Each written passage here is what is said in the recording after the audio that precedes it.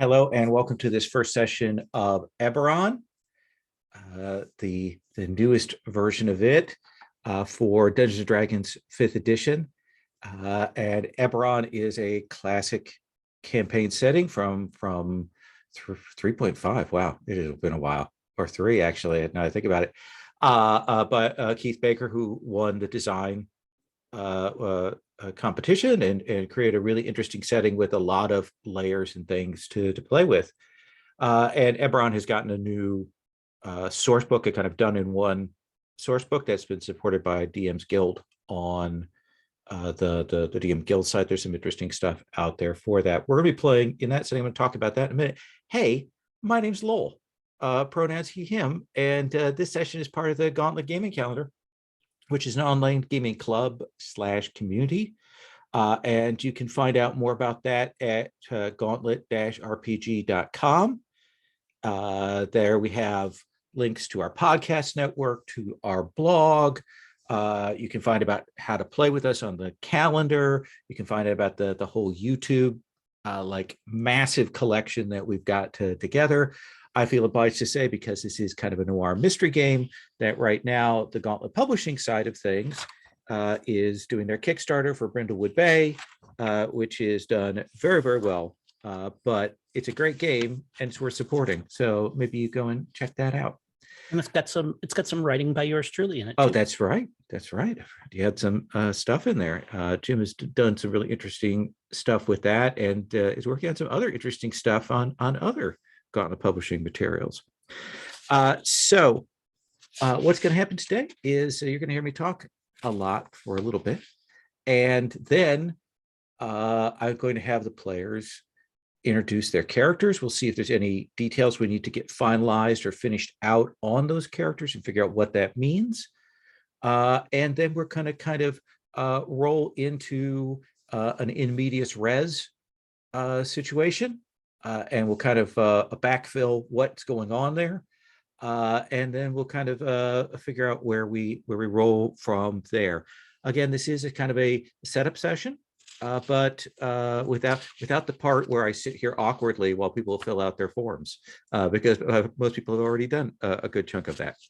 So let me talk about cats, the setup for all of this. We're playing pulp high fantasy in the world of Eberron, and I went with the city of Sharn because it's in the core book that is out for 5th edition, but also I saw the word corruption and corrupted and like that's very much that feel of a gritty a city where the authorities are not your friends. So I wanted to do that. We are doing fantasy investigators, finders, inquisitves, whatever a term they use. We're doing gumshoes, we're doing PIs, but fantasy characters who are working together with a little touch of noir.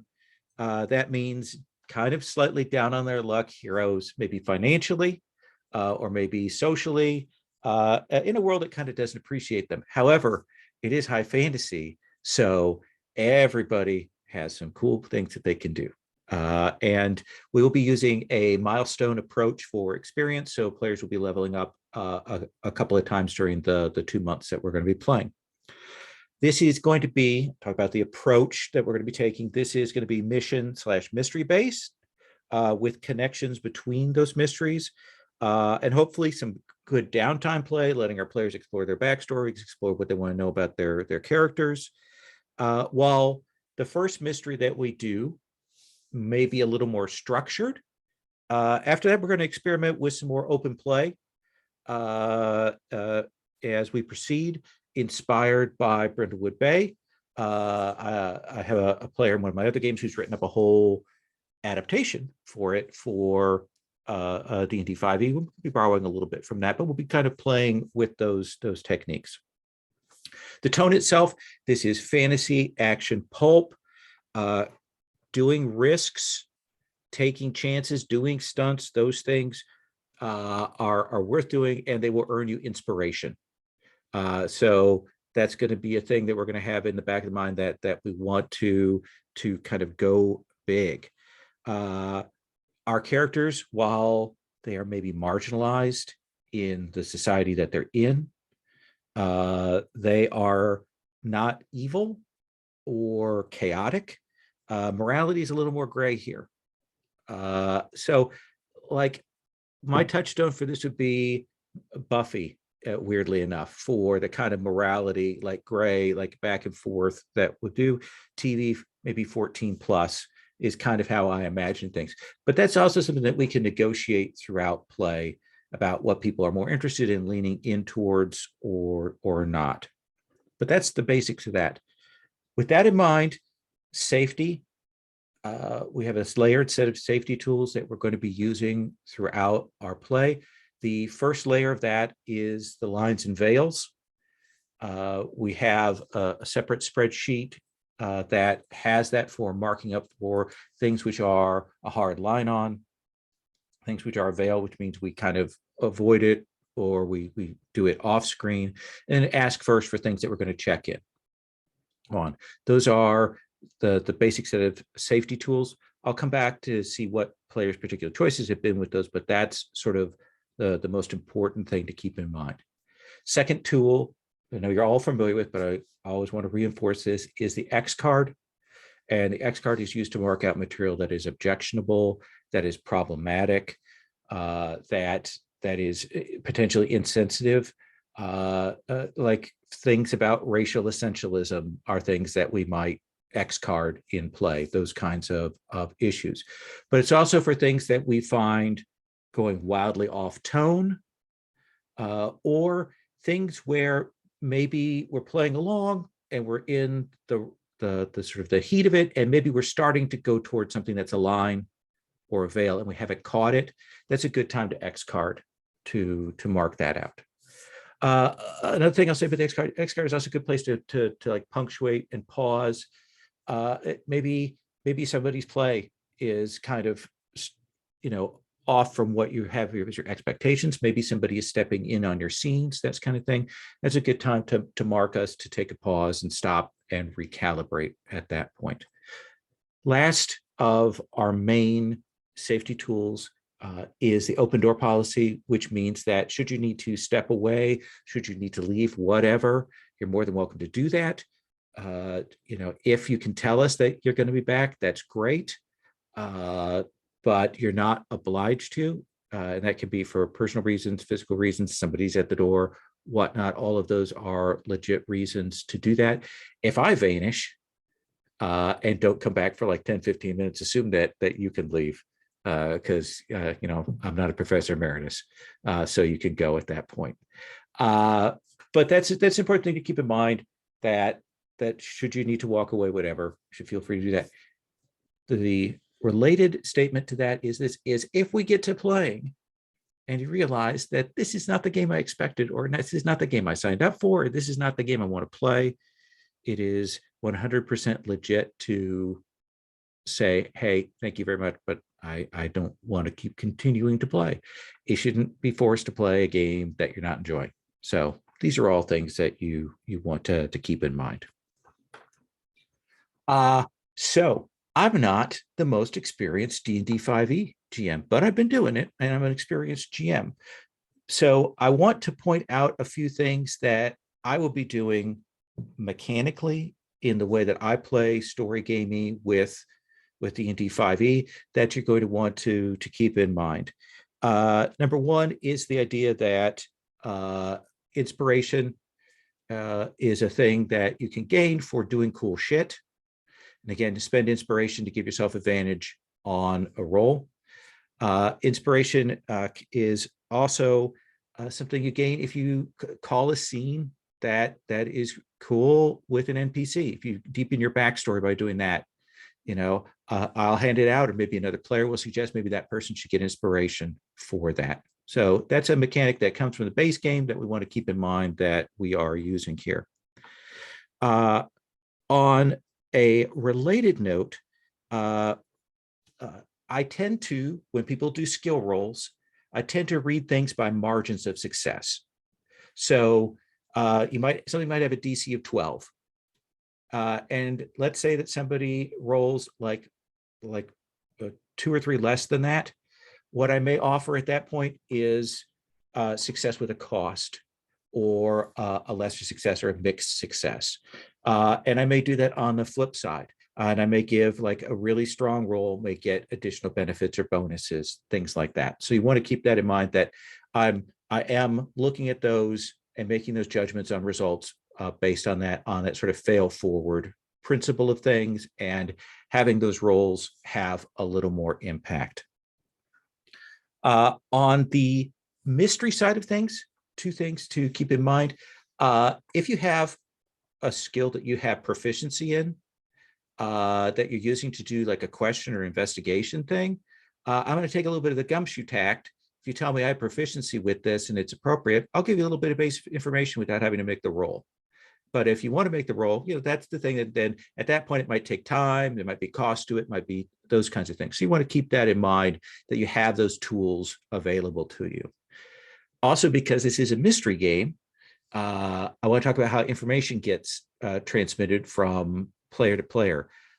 If you go out and investigate something and find out something, when we go to that next player, regardless of the like fictional reality of it, we assume that you've passed that information on to them, unless you have said that I'm deliberately not passing it.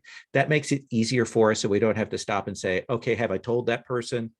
Do I have to like relay it? We kind of try to cut that down as much as possible. Last thing I'm going to say about this before we get to character introductions. We're going to be using the plot point mechanic that is found in the Dungeon Master's Guide. The plot points basically are ways in which you can dramatically affect the fiction. Now, we're story gamers or story gamer experienced or adjacent people. So for us, things where I ask for people to paint the scene, like what does that look like, things like that, that's not anything you have to spend plot points on. That's invitations that we're putting out there. Adding little details to the scene, adding a cool NPC. These are all things that we're not no plot points for that, but they're the cool color. Plot points are for bigger effects, where we're like turning the plot, or we're adding a significant new element or a significant new resource for the players. Like we're saying, oh, actually, I think what happened is, I think this guy's behind it. And I'm like, is that a plot point? Because if we want to spend that, we can do that. Plot point mechanically, everyone starts with a plot point. All the PCs have a plot point, and you will get another plot point once everyone has spent their plot points. The limit being that no person can spend more than 2 plot points per session. So that's at most 4.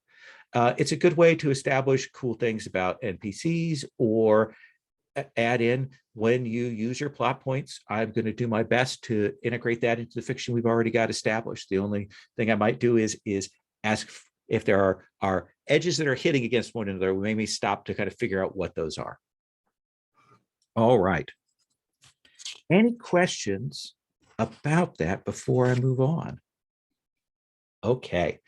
I will check in on the lines and veils after we've done introductions of our characters. What I'd like to do now is have everyone introduce themselves and their own pronouns, their characters and their characters' pronouns, and then kind of give us the basics on what you've chosen for your character. Not to tell me all the spells or abilities, things like that, but a good sense of that, enough that your players will have a good sense of what's going on with them.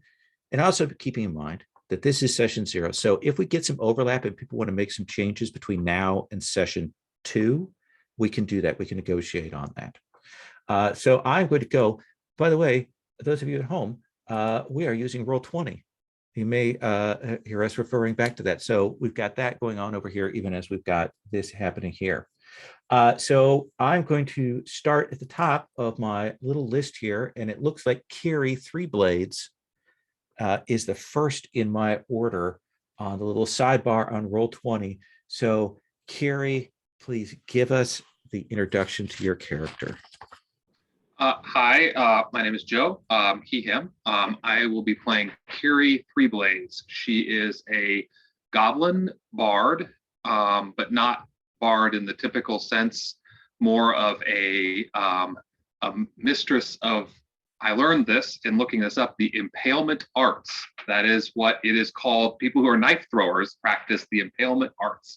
So she is an orphan who was left at the proverbial doorstep of a traveling sort of carnival show. And I did not make this name up. I came off of a generator, Baron Espinosa's Big Top. I wrote it down, Big Top something, sorry. It's written down somewhere. That had more effect if I would have not forgotten the last part. But yeah, so she was basically raised as an orphan in the circus, so to speak, by the couple that were sort of the knife throwers, and they did the sword swallowing, the knife throwing, all that sort of jazz. But she had, yes, Big Top Gravitas, thank you. She is now has left. She left the circus under mysterious circumstances, of which I don't have a clue what that is, and I think it would be very fun if we figured that out. And I'm as part of play, right? So I would even be open to whatever, right? So, but she's. So she's not your typical bard, does a lot of like more juggling, performance-y stuff than singing type things. So how are you imagining her as particularly young or a little more experienced? Like, what are you imagining that is the age? Yeah, so I think young, and not having been in Sharn for a very long time. So she left the circus and came here. I'm thinking of her not having been here that long. So, of the personality traits, ideals, bonds, flaws that are generated for your character, which one do you think is the most interesting? Like, which one of those do you want? It like tells us the most about your character, you think? So I kind of see her like probably the changing of the mood as quickly as a key in a song, so to speak. So, and that part of that hopeless romantic, it's really both of those. I guess I kind of see her as this sort of like a little bit maybe naive-ish, but just very kind of like, random, happy-go-lucky. But there's a piece of her that prove anything against my hated rival. I didn't want to lean so much into the hated rival as much as that's the competitiveness that comes from being a performer, right, of that sort of thing. But yeah, the area I kind of want to lean into is that sort of like rando, changing moods, kind of, quirky, I think is the right. Okay. My kids are going to make fun of me because I just used the word quirky. Okay. So don't tell them I said that. Is there a primary instrument that you use? I mean, so I was actually thinking. What I was thinking, and I'd open for suggestions on what fits into the. Not sure what fits into the noir sort of vibe, but I actually was thinking something in that sort of fiddle, like that, like more like a fiddle, kind of like a thing that could play kind of dirgy music if wanted to. So. You know what's noir as hell and can play dirgy music is a harmonica. Yeah, I'd be up for that. I like that. Yeah, that's great. Yeah. Thank you. Excellent. Great call. I like that. Perfect. All right. Okay. I think that gives us a good sense of who you are. We're going to move on, and then once we've kind of done that, then we'll come back and start looking at maybe some connections and relationships between. So next up on my list, as I look at it, is Ratung or Ratung. How do I want to say that? I'm not even sure I know. Okay. This was a name I came up with for a trophy gold character. Okay. Like a year ago, and it was a really fun character to play. So I thought, gosh, I'll just play a similar character and go with the same name. But yeah, Ratung, I think. Okay. Yeah, Ratung. So yeah, he is a and Tim, him, right? Yes, I'm sorry. Okay. First That's of all, okay. Tim. Pronouns are he, him. Ratung is a wizard, order of scribes. He is a swift stride, which is a sort of a unique player character race that I read about in the Eberron stuff here that Lowell gave us access to. So swift stride is sort of and somebody who knows more about Eberron than me can certainly chime in. But my understanding is that Well, it's also my race, so I'll talk about it too when that time oh, are comes. you also swift stride? No way. I'm sorry. I had no idea. I didn't want to. I'm sorry to steal your thunder there, Jim. I had no intention of doing that. It's all But I good. guess maybe a good, character connection point, I guess. But Absolutely. yeah, so it's like a humans that are sort of like partially maybe like descended or have traits of lycanthropes. Mhm. And So these this- are the shifters, is what yeah, that's called, the yeah. greater group. Okay. So swift stride, I think, are people with like that kind of shifting connection to an animal that would sort of be known more for like its stealth and its speed. In my case, it's a rat. Okay. So Ratung is, I think he's like a middle-aged man. He kind of has, I imagine this sort of like disheveled gray hair and kind of like medium length, like very coarse gray beard. A sort of a long, he kind of has this long nose with spectacles kind of perched toward the tip. And I think when he shifts, right, it's like the face kind of like elongates and becomes even more rat-like. But his thing as a Order of Scribes wizard is, so Order of Scribes have this like little magical quill that they can just sort of summon anytime. And I just imagine that like his pockets, under like in his belt, everything is like stuffed with all these little bits of parchment, and he's kind of like constantly sort of like writing stuff down, right? I think I kind of see him as kind of like frantically and in a very rat-like way, kind of like examining every little thing and taking notes on all of it. So that's kind of my image of him. How, like you described him as is he older? Is he younger? Like I'm curious. I would say about that. middle-aged. Yeah. Okay. I mean, I think his face might look more middle-aged, and I think, his hair is very gray, but it's kind of it's like the kind of gray that a rat would be, right? Okay. It's kind of like that dark, kind of dark gray of like a rat or a mouse. Yeah. And I guess I read that maybe these types of people tend to age faster than others. Okay. So maybe he also looks older than, what his chronological age would be. Do you imagine that you went to a more organized wizard college, or did you train under somebody, or, to go to a real small school? Like, how do you imagine that was? Yeah. I think so. I was reading a little bit about Eberron, and I have the background of urchin, so I'm Mhm. thinking maybe I started out in Sharn and maybe somehow managed to gain entry. I think, is it Ondare has like this great wizard academy, Mhm. but the people there are very like haughty and self-important, right? At least by and large. And so I'm thinking maybe he sort of worked his way into a situation where he could go there and kind of like learned the basics, and then left and went back to Sharn because of the, he maybe felt that he didn't really belong in that environment. Okay. Yeah, I like that. So yeah. Do you think that you washed out, or do you think you were pushed out, or do you think it was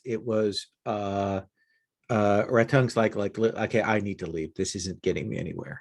I think it's a combination of not feeling like he was a part of it, as well as kind of probably washing out. Yeah. Okay. All right. Of those bits, the personality traits, ideals, bonds, and flaws that you've got generated, what's the most, like, for you, the most interesting one that you've got there?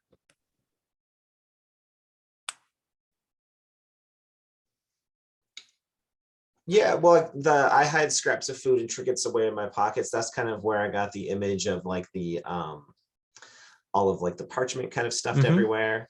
And but also I think kind of I like to squeeze into small places. If outnumbered, I will run away from a fight. I think it's just those kinds of things that are just kind of giving me like that little bit of like rat like Rat vibe. flavor Oh, too. okay. Yeah, Yeah, yeah. yeah. So I I think think those that's are I think that's perfect. Awesome. yeah. All right, we'll come back and figure out some connections between you and the others here in a second. Next is Zad. Am I going to say that?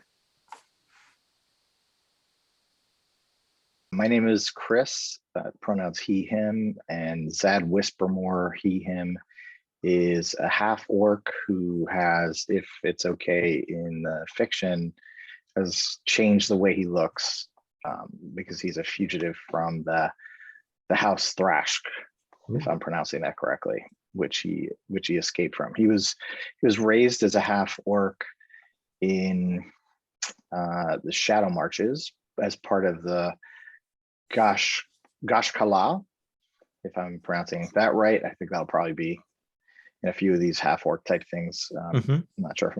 So he's raised by his mom. He didn't know his dad. He was dragon marked. His grandparents had fled the demon wastes. There's this big labyrinth in the northwest, which has a lot of military life where everybody's dedicating themselves to basically trying to fight the darkness. His family didn't want to be as militant, so they went a little further south to Shadow Marches, and he basically was raised to find dragon shards.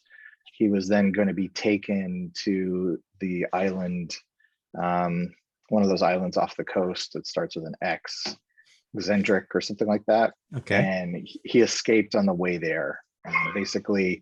But I left out a part. His mother went on like a delivery mission to deliver shards during the morning and never came back. And so he didn't know if she disappeared as a result of the morning.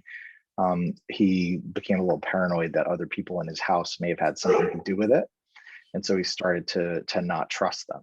And on his way to Sharn, he ended up in the monstrous region, Doram, and he became less and less interested in the Gashkala history. He started to feel like it was old fashioned, and he really wanted to escape. So he ended up in Sharn. And at that point, my thought was maybe he had a couple dragon shards with him when he went overboard, and he used them to barter and put himself in like a, basically to get himself just a tiny hovel and to change his identity. There's a place in, I think in some neighborhood in one of the other Eberron books that says you can do that sort of thing. Dragonized District in Lower Tavix Landing. So if you're comfortable with that, my thought was that would be an explanation of how he was dragon marked, but not able to draw on his resources at his house. Okay, I like that. So what is he like when people see him now? Does he still look like a half orc? Do people still read him as that? Is it just a face change? Okay. Yeah, he looks more like this picture here. So he looks a little slimmer, not as big, and his teeth aren't sticking out as much as they used to. So he looks a little bit more human and fear-bolgish than half orc. But a cleric. Tell me how were you raised in the faith, or how did that come around? Yeah, he was raised. So the Gashkala really are like the silver. They're like the silver flame of the half orcs, and so he really believed in that wholeheartedly at one point, but became more and more disillusioned after his mother died, and as he like basically served almost in indentured servitude, if we're comfortable with that, something where he wasn't really that happy to be. You know, he was now an orphan, and he's looking for dragon shards, and he's surrounded by goblins and trolls and all these monsters, and he started to become really disillusioned. And so when he ended up in Sharn, he my thought was he maybe was saved, or he was washed ashore when he jumped off the boat and was washed ashore, and he was taken in by a priest of Orion, and he really started to feel like that was a much more modern way of thinking about things. He thought that his original faith was barbaric, and he secretly felt like he wanted to assimilate more. So he realized this organized religion in Sharn was more the kind of thing that he would feel more like everybody else. And as he attended the sovereign host ceremonies, he felt his powers grow stronger and stronger, and realized perhaps this is where his power should be coming from. That's an interesting thing, attention, especially someone who is kind of rebelling against not necessarily the substance of their upbringing, but the fact of it. Like, it's not necessarily the teachings, it's that you're kind of rejecting that. In do you imagine yourself as sort of a late teen, early 20s kind of mental age? Okay. Yep. Early 20s. And he's started his own practice. Basically, he's living in the slums, and he's helping out poorer folks who can't get help from the more organized PI agencies. Well, you'll have a patron, so you'll be part of a Okay. organization. Okay. But certainly that can be something you're doing on your spare time, using your money for that. Of the bits that we have here, the traits, ideals, bonds, and flaws, which one would you say is the most interesting that you've generated there? Yeah. Someone I love was killed by a rival faction within my house, and I'll have revenge. He thinks that his mother may have been killed by somebody in House Thrash, or they may have been negligent, and left her behind. Either that, or it happened as a result of the mourning. And so he's very interested in the fact that the mourning has happened, and there's still like these. He just feels like it's changed the entire world, And so why should people be paying attention to these old religions like Gashkala when you've got people who've been separated from their families?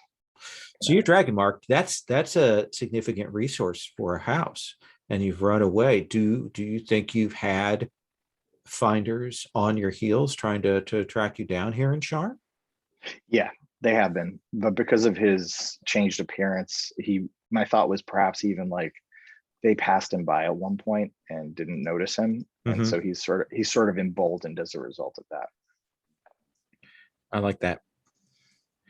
All right, I think that gives us a good sense of who you are. We'll come back to you and we do connections. That leaves us last but not least with Sojara. Yes, Sojara Dabra generally uses her full name and prefers that others do as well, both names. So Sojara Dabra. She is also a shifter, a long tooth shifter. But she has vaguely mongoose looking features. She is very tall. She's like 5'10" and 150 pounds, like thin. All her limbs are like long and stuff like this. She has kind of almond skin, almost going to like kind of with like sort of hints of gold, and her eyes are this kind of bright yellow. She's got a fairly flat nose, and like some, her teeth are a little sharper than a regular person's might be, like that kind of thing. And it all becomes much more pronounced when she actually actively shifts, where she actually grows like a little like thin coat of fur and stuff like this. And Sojara Dabra is a monk of the Way of the Astral Self. And so she came to Sharn as a toddler, as a refugee from the war. A cousin, she was brought here with a cousin, a teenage cousin in their late teens, and kind of ended up in a cliffside, just like there's I envision there are essentially big tenements in Cliffside that are filled with refugees, because Cliffside is a place you can get to without having to climb up into the city and go through the walls and all that kind of stuff and everything. And so she kind of grew up in the streets of Cliffside. Her cousin turned out to be, unreliable and kind of a reprobate, and got involved in trouble and was, ended up in jail by the time she was like 13 or so. And so by the age of 14, she was running with the Cliffside Climbers, who are basically, you know, a street gang that and their big thing is scaling the cliff to do like smash and grabs and burglaries in the low levels of the city, and then rappelling back down the cliffs with whatever loot they grabbed. So they're like basically like a gang of you know, like the kind of gang today that would like rush in Nordstrom's and steal a bunch of crap and run out of it, right? Like that kind of thing. At the age of 14, she got involved in a situation where they were like kind of hazing and jumping in another, like a younger gang member, and she was responsible for their death. It's one of these things where they like, I'm not exactly sure the circumstances of it, but she blames herself for the death of that kid, you know, probably only 6 months younger than she was, but still she thinks of it as that kid that she killed. And so she fled the gang and was kind of on her own for a little while, but eventually found her way to a pantry, like a food pantry, of the Society of Inner Light, who are, you know, basically kind of like the Kalashtar led and funded sort of Salvation Army of the, you know, one of these kind of charitable organizations in Sharn that does good because it somehow serves their broader, you know, destiny and purpose and all this kind of stuff. But all we know is that they run these food kitchens throughout the city. And if you go in there and you tell them you need a meal and you agree to lay aside any arms you're carrying and not do violence while you're there, they'll feed you, no questions asked. And so when I was there, I met a young half-elf named Norrell who was working there and was like immediately smitten with him. He likewise smitten with me. But both of us, you know, he was probably 16 or 17. Like I said, I was 14 or 15, something like that. And so I kind of kept coming back, and eventually I started kind of helping out there. Eventually that led to Norrell introducing me to the Kalashtar, who was kind of the regional head of what was going on, and that Kalashtar recognized something in me and inducted me kind of into the next level of the society, where they actually train people to fight for them. And that is the Circle of Inner Light is what they call no, Circle of Inner Light. No, I think it's the, let me see here. I think nothing here. Oh, Circle of Radiant Arms is what that's called. Okay. And yeah, and I spent 5 years training to be a monk. And then when they, you know, when they told me I was ready and I passed, you know, every test that they could give me, I started going on missions and performing errands on behalf of the society. And I've been doing that for the last couple of years and have just been, you know, kind of like given the teaching and training in order to unlock my potential as an actual astral form monk. What does your fighting style look like? It's I use a quarterstaff. I Okay. use a 3-section staff. All right. So like I kind of carry it like on my back, and when it comes times to fight, you know, it comes out, and I do a lot of this like whipping it around by the middle one, and I've got, you know, like some kind of like tassels on the end, right? Mm-hmm. And so there's just this kind of like whirling, it looks almost like a little like a gold streamer, right? Yeah. And so there's this kind of like whirling gold thing around me as I spin and jump and all this kind of stuff. I am also, because of the shifter and the monk thing, extremely fast. When I'm shifted, I can cover 50 feet in a round. So like a lot of like boom and gone, you know, Mhm. a lot of that kind of thing. And a lot of like, somebody's starting to draw a blade 20 feet away from me and I'm on top of them. But it is also, I use that staff because it's predicated on killing only when absolutely necessary and I have no other choice. Okay. It is a fighting style designed to incapacitate opponents so that they can rethink, Rethink their life choices. Okay. Exactly. Yeah. So among the personality traits, ideals, bonds, and flaws, what do you think is the sort of most interesting one you've got there on your sheet? Absolutely. The most interesting one to me is I wish my childhood sweetheart had come with me to pursue my destiny. And that's Norrell, that half elf who I met when he was there in the, in the pantry there. He has gone on to become, an entry level, stringer, a reporter for one of the newspapers in Sharn. Okay. A crime reporter, which felt appropriately noir to me. That is appropriately noir. Yes, That is very, very front page. I like it. All right.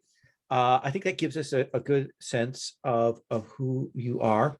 So some of our default assumptions is that all of you know each other and you have worked together for at least a few months, and you have a patron, an inquisitive agency. We'll talk about what that looks like here in a second. But what I want to do is come around and I want to kind of first ask sort of an impression question for each of you of your comrades, and then we'll come and maybe like get like an actual sort of concrete connection detail. So Kiri Three Blades, like amongst the other three who are your partners, your peers, which one do you think you like? If you had to take orders from one of them, which one do you think you'd take orders from? Well, so maybe I'm going to answer your question in a roundabout way. Please do. Absolutely. I was thinking that I'm thinking it's Sojara Dabra. And the reason is because I think there's something about, and Jim, correct me if I'm reading too much into this, but the whole wanting to have both the names, that formality thing, reminds her a little bit of the Baron Espinoza, who wasn't really a Baron, but acted like a Baron at the, from the circus. And I think they would bond well because she really digs the flourishing fighting style, right? And it runs right into her whole dueling thing. And she's got a lot of, because she's a College of Blades bard. So the whole, I think they would vibe, and she's very intrigued by him. Sorry. Her. Yes. Her. Oh, sure. Her. Sorry. Yep. Looking at the wrong thing on That's your, okay. on Looking at me. Sorry. Yeah. So yeah, I think that's if that's okay, Jim, and if that makes sense. Yeah, absolutely. Like the fighting style is meant to be flashy and get attention. Because like one thing she does a lot of work of as is a bodyguard. So like she wants to draw attention to her rather than to whomever it is that, otherwise might have gotten in trouble or get attacked. So I think that's great. Cool. I guess I kind of imagine that maybe Sojara was one of the first early on people that she saw when she came to the city, and maybe she was she saw this display, like whether it was a demonstration or you were actually fighting off somebody in your bodyguarding, and was just kind of maybe latched on a little bit, right? Like, because she was new to town and stuff. So I kind of, if that's good with you, I kind of like that. Totally works for me. Absolutely. Ratung, Ratung. I'm going to say it, but I'm going to say your names so many different ways. They're all going to be wrong. Which of your comrades, your peers, are you most nervous or uncertain about?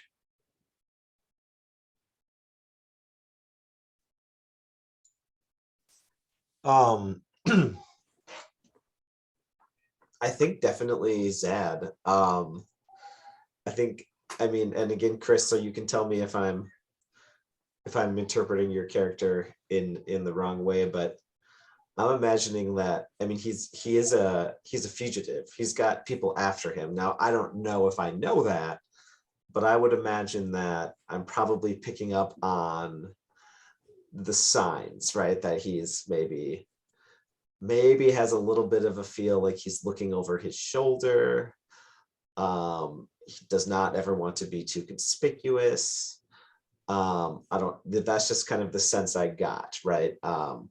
And so again, regardless of how much detail Ratung might have or not have about that, I think it's just sort of that air of a wanted man, right? That I can pick up around Zad. That makes me also just feel a little bit uneasy. Either if I don't know the reason that he's wanted, it's that wondering of why. Or if I do know, it's that wondering of, am I going to be close to him when like everything finally goes down, right? Like, so it's that, I think it's that sense. Let me go to Zad, and given that, let me preface this. Zad, like, how much do you think your peers know? Have you told any of them about your background, or do you play that pretty close to your chest? Yeah, it's close to his chest.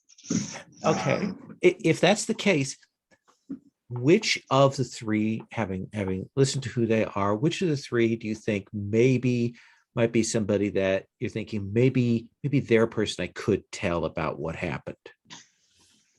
Yeah, I was thinking about that. Kiri Three Blades is an orphan, and so it could be that, and a goblin. So I have a feeling that he would sort of see her as a peer, and an understanding of being a fugitive. So yeah. And I don't want it to complicate the fiction. So if it's easier for us to, like, you know, just have it all be out there and everybody supporting Oh no, it, that's I also think it's fine too, great but for you to yeah. have a dark secret that you kind of don't want to share, and especially when it comes back to bite you in the ass, that you then have to explain. That's in genre perfectly. Zad, you had a gang, and then you had a love, and then you had the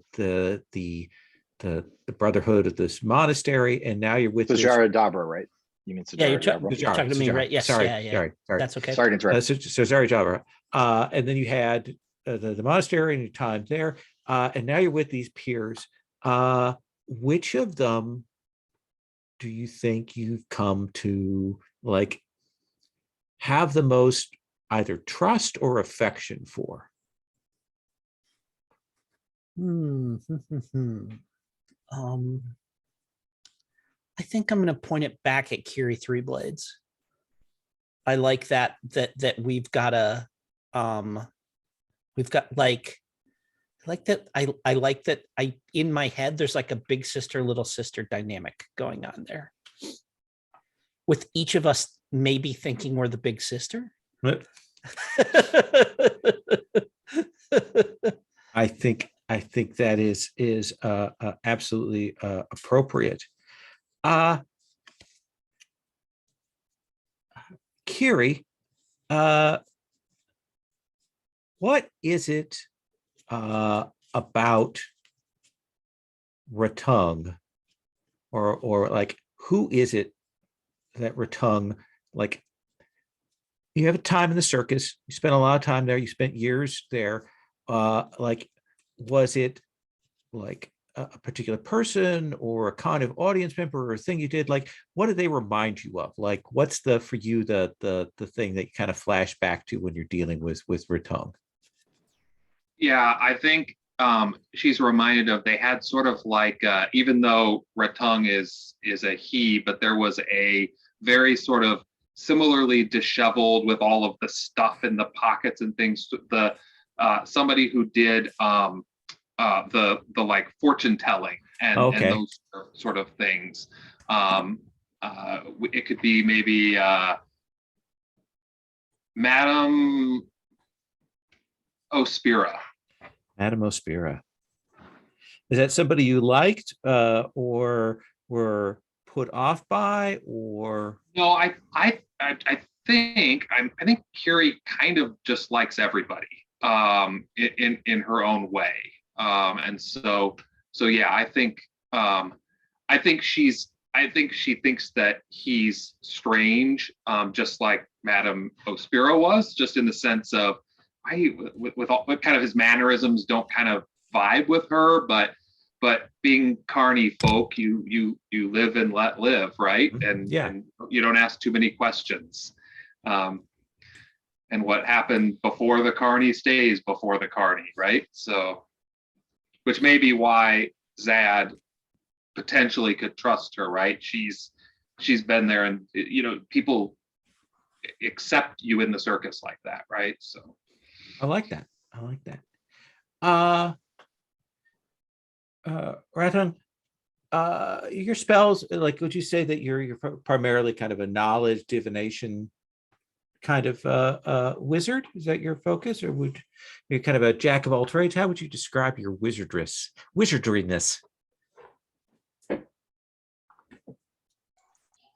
Yeah, I think it's a jack of all trades. I mean, when I look at the spells that I chose, I think I tried to just choose spells that could be used to sort of solve problems in unique ways. So from that standpoint, I think it's just a little bit of everything. But in terms of his character, and the reason why I chose the Order of Scribes wizard, it is that focus, I think, on, and to me, in my head anyway, it goes with the being rat-like. It's the always watching, always observing, always gathering information. And so I kind of tried to pick spells that could help me to do that, as well as maybe get me out of trouble when I get caught. So before you came and trained to be a mage, you had some magical talent, that sort of 0 level on the street. You have a spark of that. During those days, and even a little bit later, you had a sort of recurring vision of, like, a recurring dream. And when you met Zad, you realized that it was Zad that was in that dream. What happens with Zad in that recurring dream? I think that in the dream, I'm running through the back streets of Sharn at night, and I know that there's someone running next to me, and we're both being chased by something that we desperately want to get away from. And I think in the dream, it's like this sort of rain slick chase through the alleyways, and we get to a point that we're cornered, and menacing figures are approaching us, holding up lanterns, and I look at the person next to me, and it's Zad. Okay, nice. I assume because Zad holds things close to his chest at Raton, you haven't told Zad this story. No, but maybe it goes a long way to me just being secretly just a little bit like off put by it. Okay. Through no fault of his own, right? Yeah. But just that sense. Yeah. Zad, you've been working alongside these people for now a few months, but early on you had a clash with Sojara Dabra over something. What did you clash over? Was it an object? Was it an issue? What do you think that was?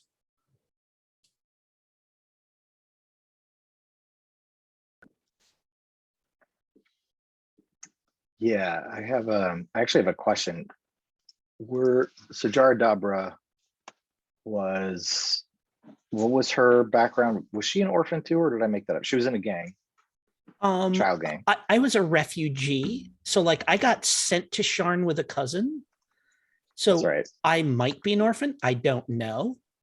Right. Only a really cruel game master would drop my parents on me in the middle of a campaign, of a noir campaign where I didn't.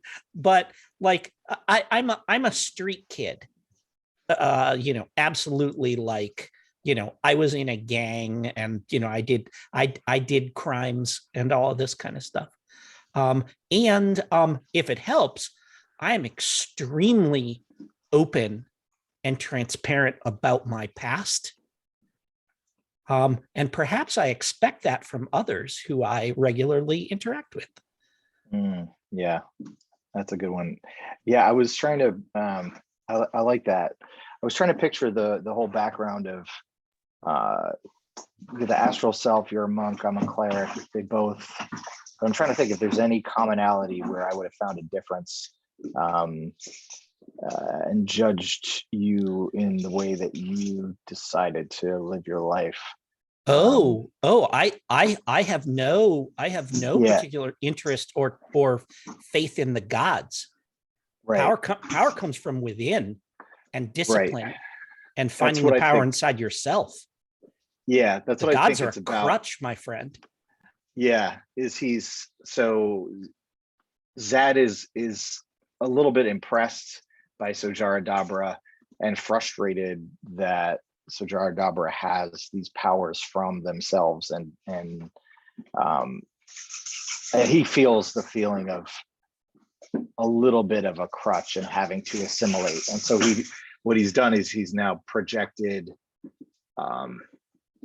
he's twisted a little bit of that to suggest that if Sajara Dabra had only had faith, perhaps she wouldn't have had to have lived such a life of violence in a gang. Nice little simmering tension there. On the flip side, Sujara Dabra, you and Kiri Three Blades have had like an informal competition. Mm-hmm. And it could be like something that's repeated and ongoing, or maybe it's just a competitive streak. Like, what does that look like, and what might you have competed over? Oh, we compete over flirting with shopkeepers so that they give us things for free. Okay. Because if they give it to you, like I am absolutely like law abiding and all this kind of stuff and everything, and that's very important to our code. But if they give it to you, you've broken no law. You've not crossed any, because it's a gift freely offered. And so I think that's what we compete with each other on, is to flatter, cajole, flirt with, like just compliment shopkeepers to the extent that they are sufficiently impressed that they're like, oh, no, it's on the house. I love it, because only chumps buy their stuff, but it's not stealing if they give it to us. Yeah. Awesome. So let me briefly go over our lines, fails, and ask first, so we have these in the back of our mind.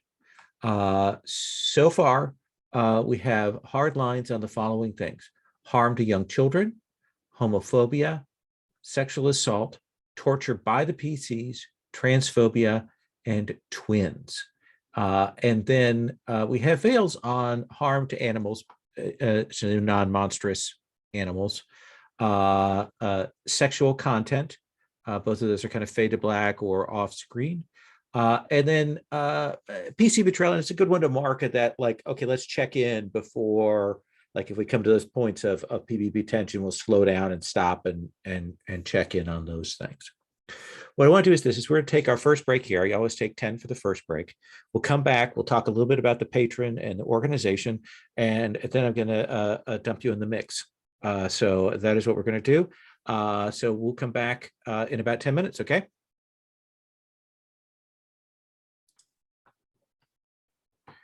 So I want to kind of come back the other direction, and I want us to figure out about our patron. And Jim, I'm going to start with you, and I'm going to ask for this patron. So you have this is our agency that you work for. Patron is our sort of singular figure who kind of leads it. We're assuming fairly small scale. Do you think that this is just a grubby gumshoe who hires you? Do you think it's a more formal person who has some money and uses you because you have connections, like maybe a sort of a Perry Mason style character? Or do you think it's a radical eccentric in that kind of Nero Wolfe style thing? Or something else? What do you think? I think it is a bored widow who has read too many romance detective novels and has it in her head that she wants to run a detective agency. Excellent. Zad, tell me this. What's one thing about this widow who oversees your agency? Just one thing. Yeah, like what? Just like are we talking an elf, a human, or something like? Give me paint me a little bit of a picture of this person. Yeah, I was picturing. I'm trying to remember the races in Eberron if they're the same. I was picturing this character looking a little bit like a dragon, if there are draconic type. Okay. And being very intelligent, though aging, so we underestimate her, but she's actually very sharp, and if she slips up while she's talking, she knows it, and isn't going to get called out by anybody on it. That's the start of what I was thinking of. I like that.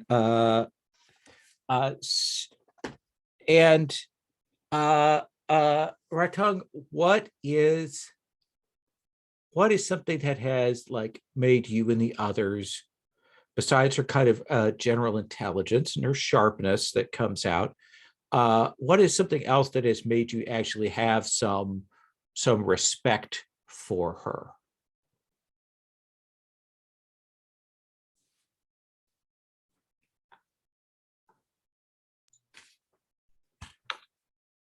I'm imagining that she is, a rather wealthy widow, and she lives in a nice estate in the city, and there she has some serving staff, some live-in serving staff who live there with her and help her maintain the estate and the wonderful library full of books. And I think she's extraordinarily kind to her staff. I think she goes out of her way to treat them with kindness and respect and deference.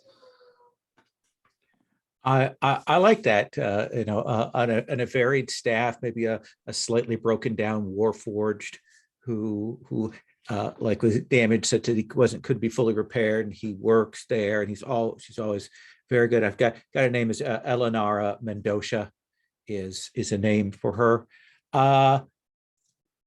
Carrie, what kind of office? Do you think that it's just that you go and visit her at the estate, or has she set up an office for you, or do you have like your own kind of hideout? What do you think is your group's kind of fallback place?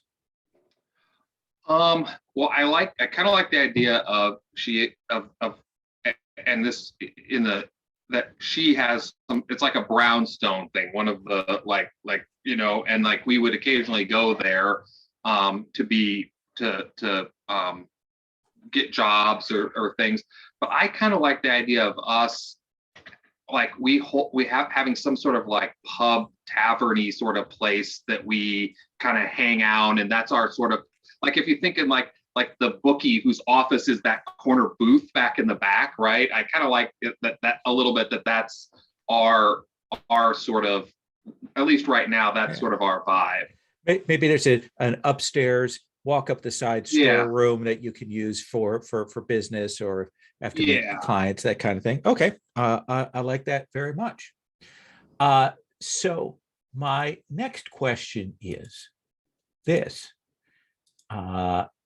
Jim, you and the others have been tracking down a villain by the name of Dr. Miris. And he has a MacGuffin. What MacGuffin has he gotten a hold of that you are trying to retrieve for your client? Like a mask you can wear that will supposedly allow you to travel freely in the Mournlands. Ooh, I like that very much. Basically like a kind of alchemical gas mask kind of a thing that will protect you from the adverse effects of the mist in the Mournlands. Absolutely. And Zad, when you caught up with Dr. Miris and his henchfolk on this skyship, what immediately went wrong with the skyship?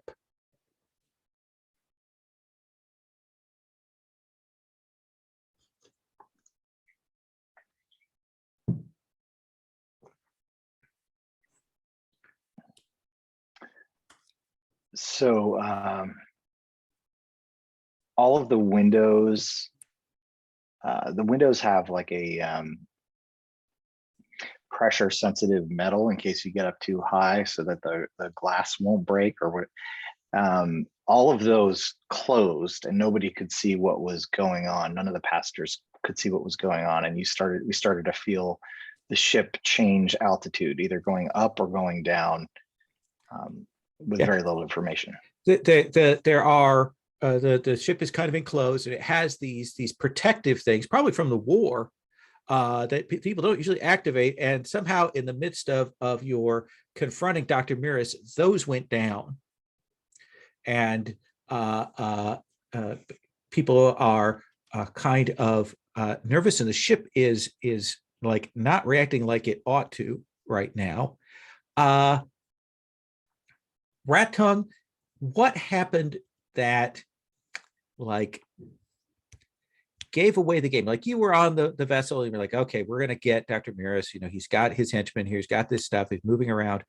But what happened that tripped that too early, like gave Dr. Miris like an alert that you and the others were after him?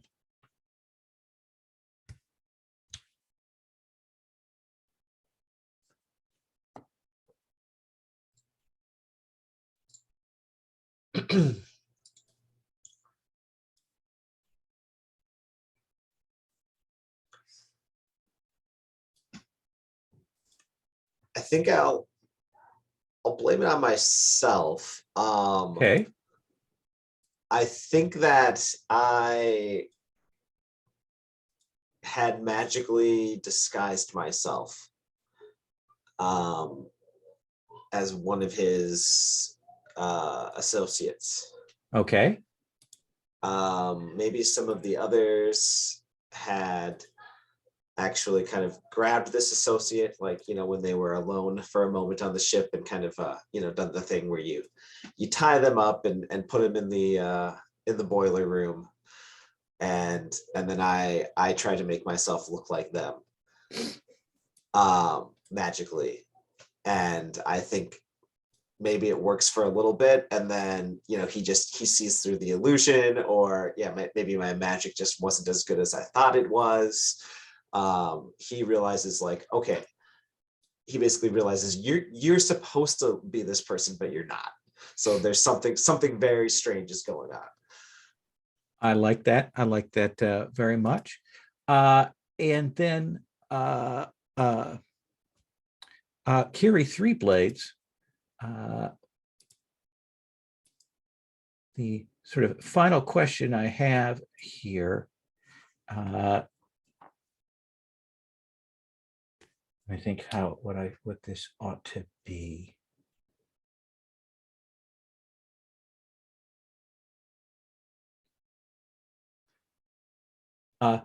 There are a couple of bystanders on this vessel, besides the person who's sort of manning the ship at the back.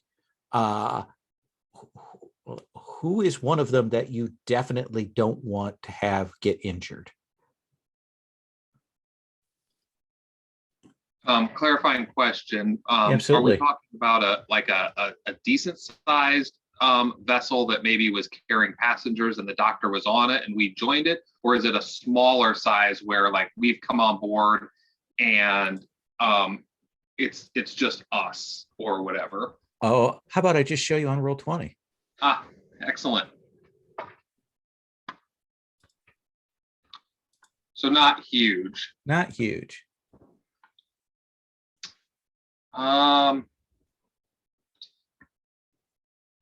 So who do I not want to get hurt? Innocent bystander. So I'm thinking, let me throw this out there, and if this Sure. takes us the wrong direction, we don't have to go this route. But I'm thinking that maybe we had come on board, you know, probably in various different, like, disguises or things like that. I kind of envisioned that maybe Kiri was in there as some sort of entertainment, right? And stuff.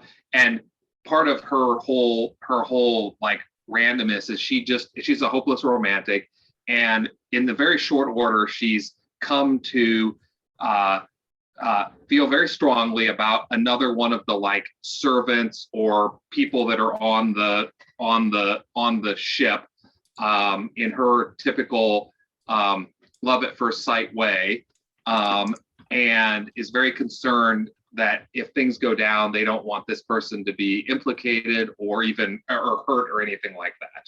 All right. I have renamed one of the bystanders as a stewardess.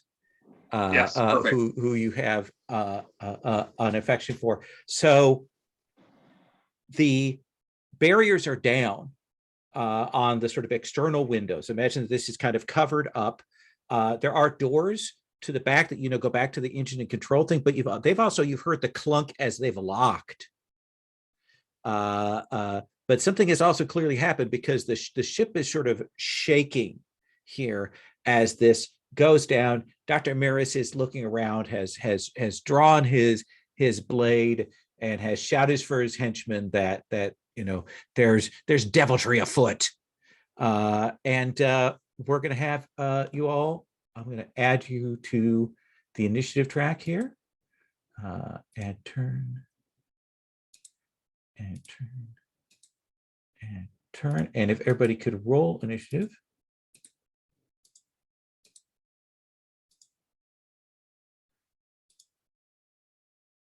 Oh, of course, you have to open up the. Oh, no, there we go. Good. All right. And Dr. Maris.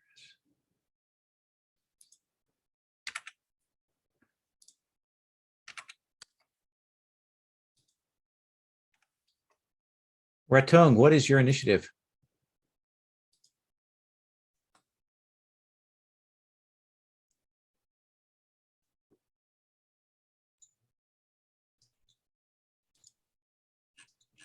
I've got 3.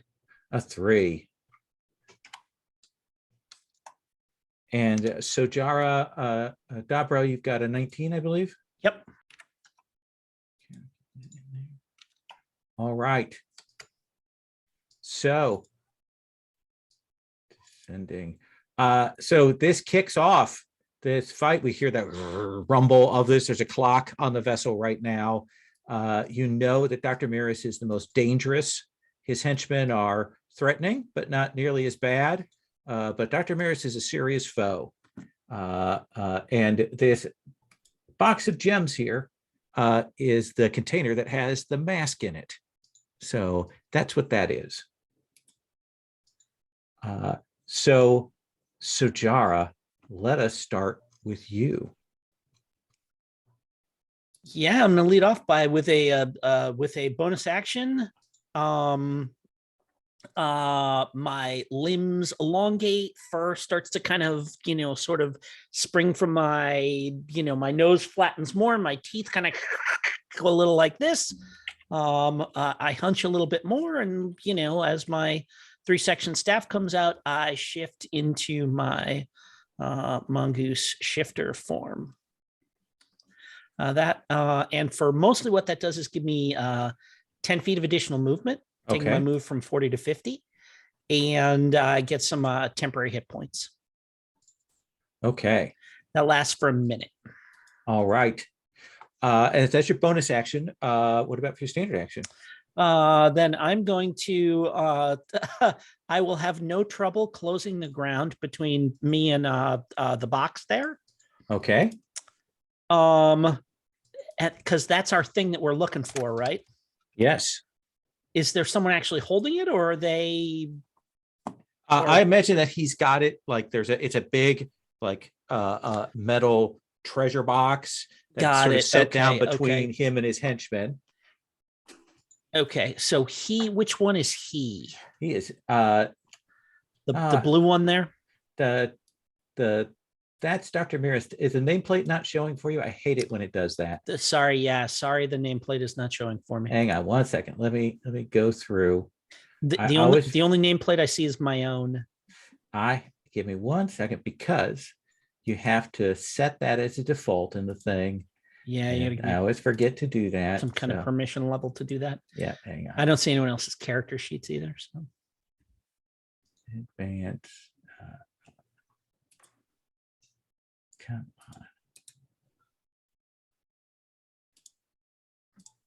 on. GM notes, dynamic lighting. Come on.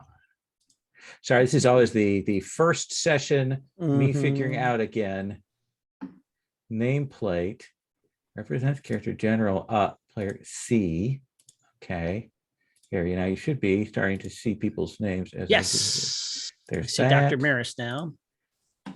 That I will get everybody's vision things set.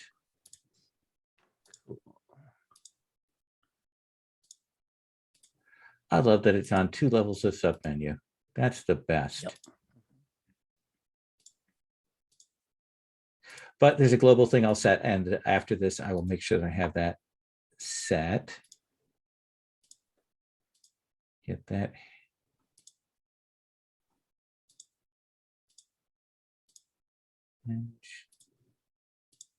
The second, I'm going to ask you all, which one have I missed? Because I'm sure in going through this, I will have missed one of them. Okay. Edge and there.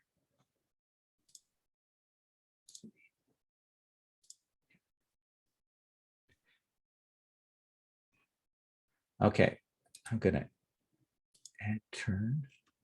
Okay, and you was a 3 for you, Rotong? Yep, that's right. Okay, thanks. All right. All right, so can everybody see everybody's nameplates? Is there any tokens that do not have nameplates on them? In the treasure box, but that I don't know that the treasure box does not have one, so we are perfect.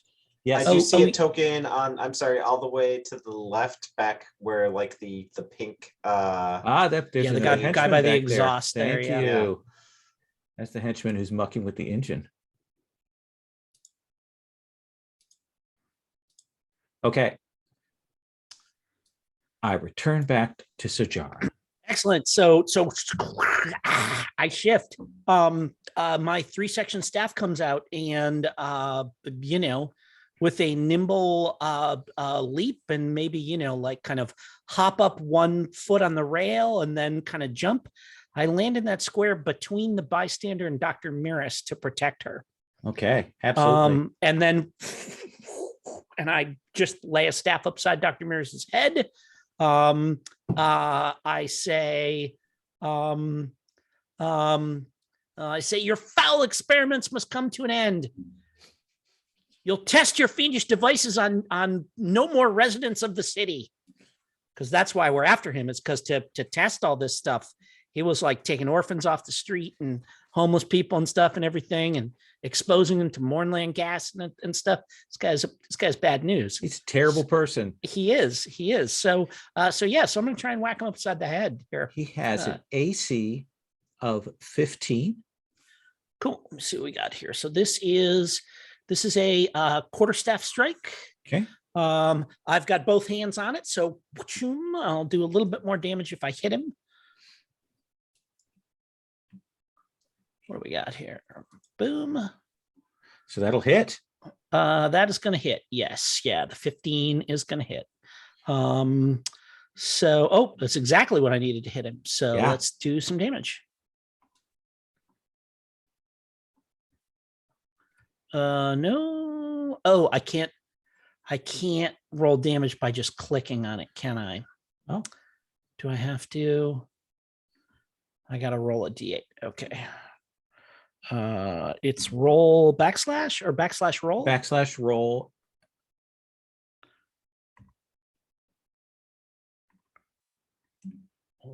D8 plus 3.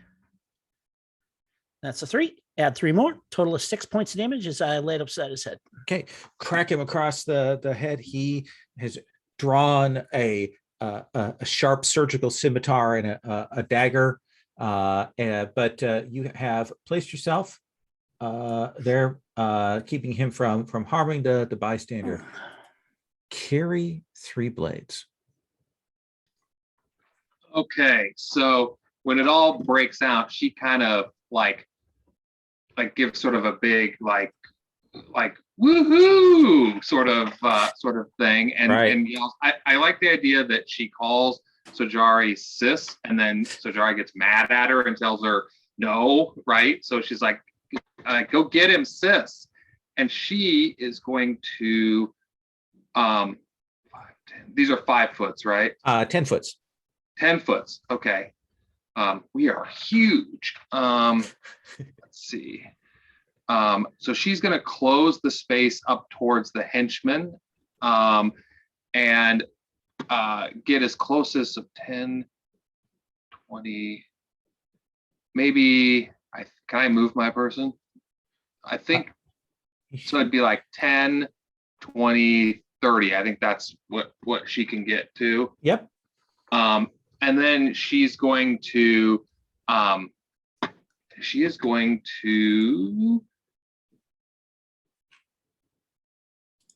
cast sleep on the henchman, and she's going to try to get them both. Okay. And so what I think that mechanically is I think she has, if I'm reading this right, it's 5d8, and then that's the total amount of hit dice that she can put to sleep. So so she can put to sleep 5d8 worth of hit dice. Yeah, so I'm going to roll that right now.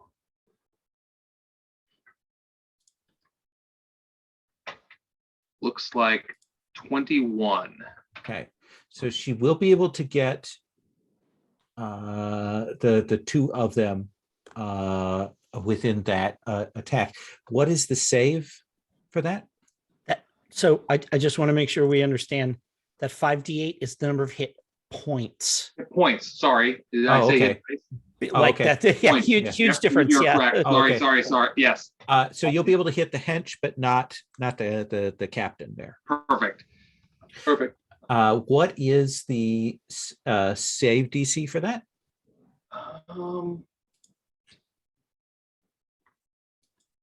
Where am I finding that? Sorry, guys. I think if you click on the spell itself and pop it up in the chat. Here, I'll do just that right now. There's no save. Oh, yeah, I right. didn't. Yep. That's right. It has its save DC, but it's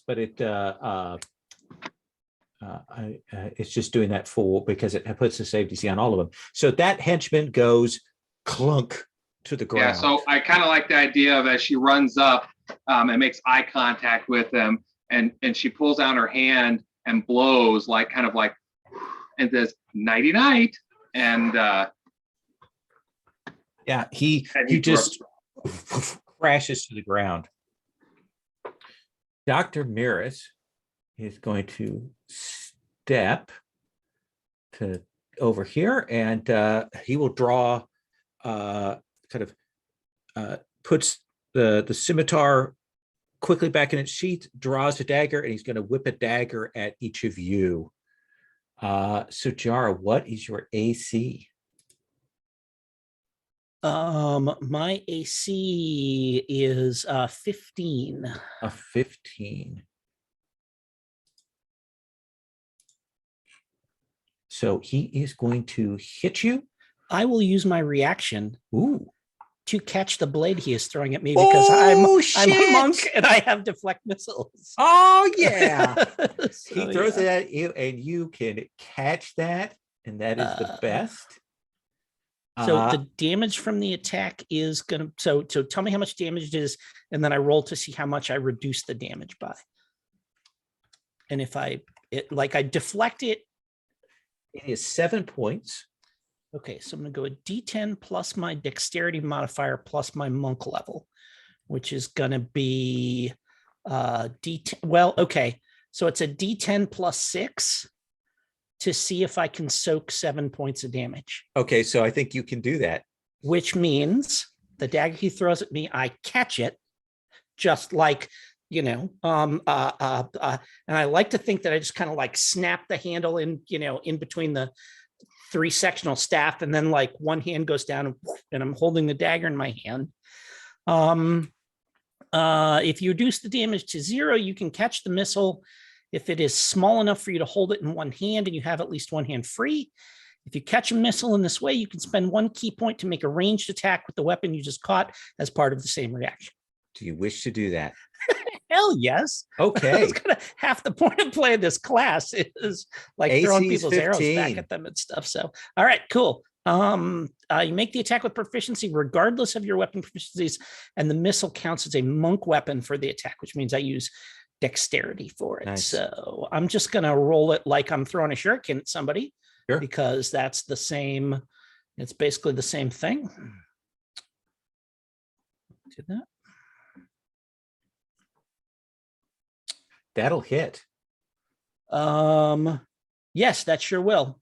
All right, so that's that 19 is gonna that 14 is the first die. You know what? Yeah. I'm gonna turn off the 3-dimensional dice because I just find that distracting. Yeah. But but that'll hit him. So he's gonna take what are these? What's the base damage for these guys? Base damage is D4.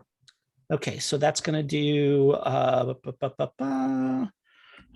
roll. Oh, there's a thing where I can just do this. I can just roll a D4 that way. Boom. So that's 2 plus my dex mod of 2, total of 4 points of damage. 4 points of damage. As I huck it back into his shoulder.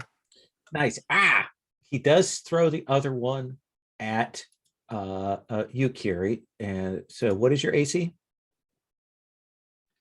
14. 14. Dagger ranged. He will hit with that. And he will do 5 points of damage as he hits you with that dagger. I like the idea that she sees Sojara like whip it out of the thing, and she's like, yeah, and then she goes to try to whip it out, and it just right into her shoulder. Right. She's like, ouch. Perfect. Zad. Okay, Zad is going to want to help the bystander sailor in the back. So Okay. Zad is going to crash through the doorways and should be able to move within range to use Sacred Flame. Sacred Flame has a range of 60 Mhm. and he can move 3, right? So he's going to take out the hench in the back. Okay, so what do you think is an appropriate role for getting through these kind of like jammed up doors between you and the Oh, these are sailor? closed. Oh, Yeah. got it. My bad. Yeah, what do Yeah. you think is appropriate? Because we'll have you make a roll for it. Sure. Yeah. The something related to strength, probably athletics. Yeah, the athletics feels good. I don't think it's that high, but I am gonna. It's a like it's an iffy thing. So I think we're saying DC 10 right now. Alrighty. Let's, Look at that. just made it. Yeah, Yeah. these locks haven't been used in a long time. So you go come crashing through there. So you can go ahead. Can you move your token, or do I have to do it if I got the permission set right? Oh yeah, kind of. Let's see. Do we just move orthogonally, right? You can move diagonally. Okay, so go 1, 2, 3. Back there, And you'll see this hench has like knocked the bystander sailor back and is kind of messing with the controls back there. Like he's clearly planning to hijack this. got it. So was that my one roll, the athletics to smash? Oh the no, door? that was a free thing to kick that thing. And then you're gonna make a cast spell at him. Yeah, this is a cantrip. So I'm gonna cast Sacred Flame. He's got a DC 13 dexterity save. Okay. So let's see his dex save. Dex is. Oh, well, with a 19, he will pass that save. So what does that look like? Like what does the spell look like, and what happens that he gets out of the way of that? Yeah. So yeah, it's radiant like flames. So what I was thinking is maybe as he's messing with the controls, he is pulling on one of them, and one of them's tight, and he finally gets it to go, and he bends down as he gets it to go. The window in front of him opens, and the radiant flame literally shoots over his head out the window. Whoosh goes, and he is now aware of you. It is now the hench's action. This hench will move up to grab the stewardess. This hench will move over to try and engage Kiri, not the person who caught the dagger. And this hench back here it kind of looks up and draws out one of his daggers, or rather, I'm sorry, actually, lifts up and gets his light crossbow, and he's going to take a pot shot at you, Zad. Zad, what is your AC? AC 12. AC 12. He will hit. All righty. Is that 6 damage? That is, yeah. No, it is. Doing that? No, that's the second roll. Oh, right. That. That's the second roll. So you're actually going to take 5 points of damage. Okay. I always forget to use the midline damage. Yeah. So I don't have to roll.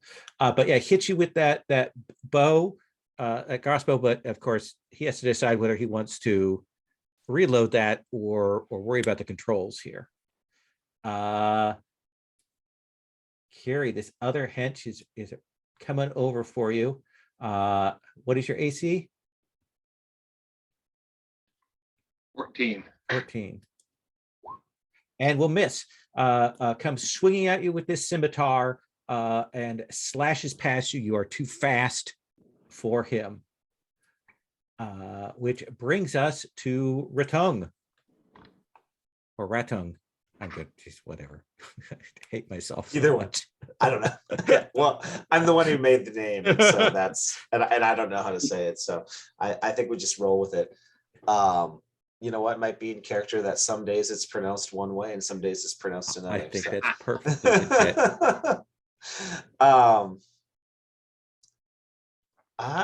Okay, so question just about the environment here. Absolutely. Is this like an open space that we can see into, or is this Yeah, like another walled off room? like the sort of the wall thing there is like is like a low wall, and those are benches, like a common area for you to sit in. Imagine that that's kind of that. There are like stand by the windows, or you can go and sit in the nice seats in the middle, especially if Right. you get airsick. Yeah, nice.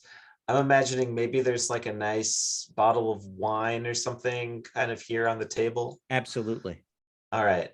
I'm going to cast the spell Catapult to make the bottle of wine fly right toward the face of this hench who just grabbed the stewardess. Perfect. He has is that a dex save for that one? Yeah, he has to make it's a DC 12 dex save. Okay. And it's no damage at all if he makes it. He does not make it. Okay, so then I believe it is 3d8. Oh.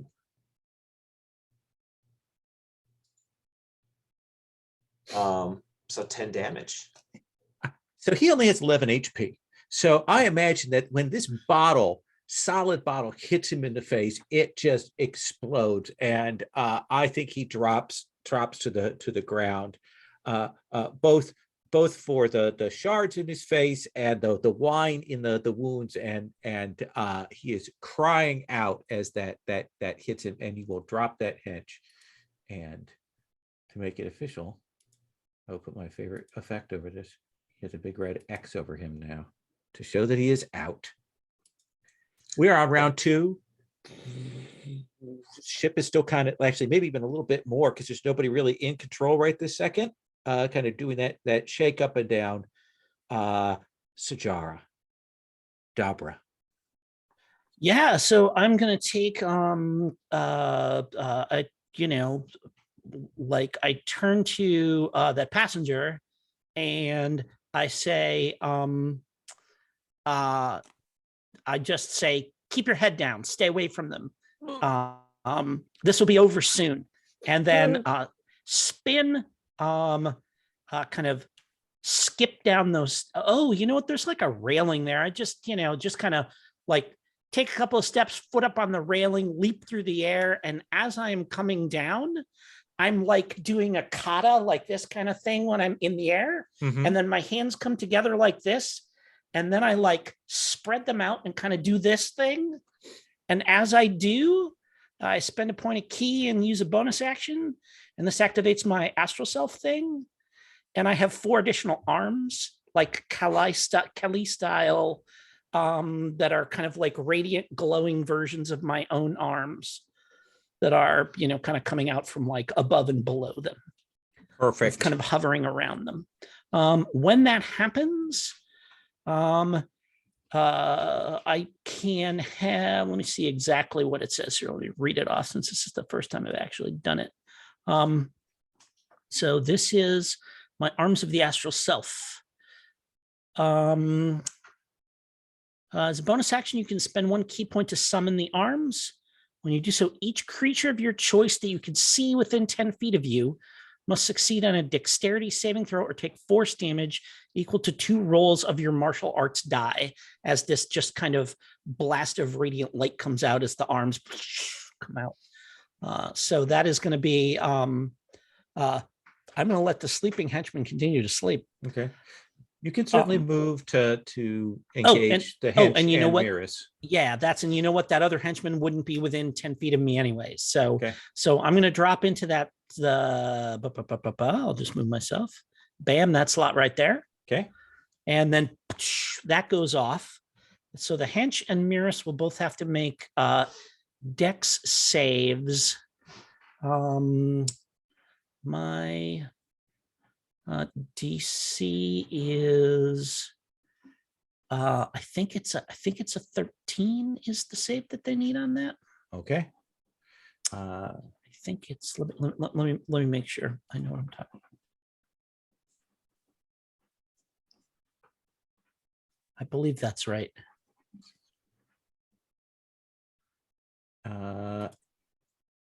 Wow. Neither of them make that deck save. Cool. So let me roll. So my martial arts die has a D4, so I'm gonna roll 2D4 and see what we come up with here.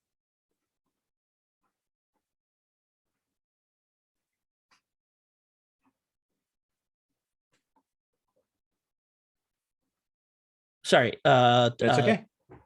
So the 2D4 comes out to 4 points of damage.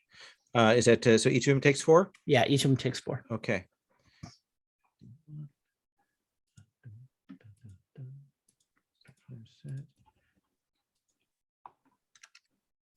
Maris is still up, but the hench is not in and nearly as good shape on that. My 3 sectional staff comes around, and I say to the henchman, hands off the little one. She's not nearly as good a fighter as I am. And whip it around and, just kind of try to bring it up under his chin. So let's see what we got here. So this is my my quarterstaff attack here. Is AC 12. That'll hit. Oh, yep, boom, crunch, that gets him. And so then that's going to be a D8 plus 3 damage. Hey, Jim, can you just click right on the word quarterstaff there in the chat to roll damage? I can click on it to roll to hit, but not to roll damage. Okay. So if you click on quarterstaff in the chat, it just rolls to hit again. No. Oh no, there we go. Oh, nice. Not just that, Nice, it rolled nice. that. It maxed out. That's an 8 plus 3. Yeah. What does that look like? Like when you do that spin, you do the forearms, you hit both of them, and then what does this last blow look like? And like I said, I kind of come down, and I think what happens is I reach out with one of my regular hands to kind of pat Kiri on the shoulder to let her know it's okay.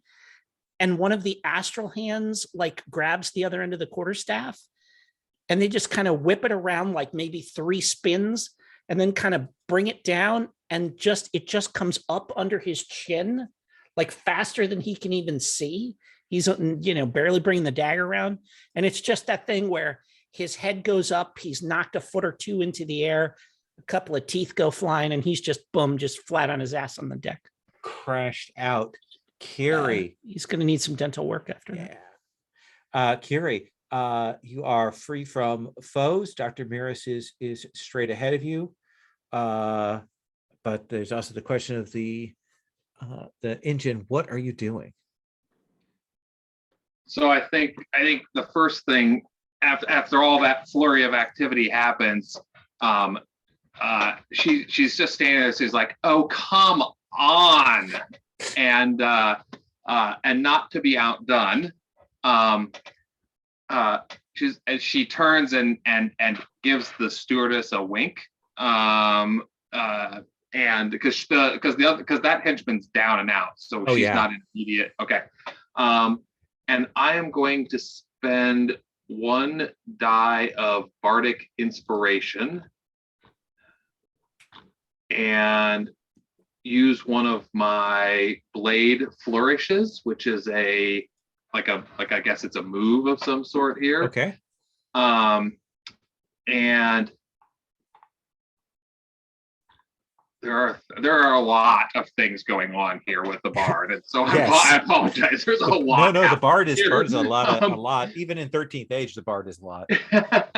And so I guess first off, the easiest thing to do is roll the d6 and just get what that inspiration die is. Okay. We'll get that out on the table. Ooh, sweet 6. mama. And then she is going to hurl herself directly at Dr. Miras with her rapier. Okay. And and attack him, and she will use the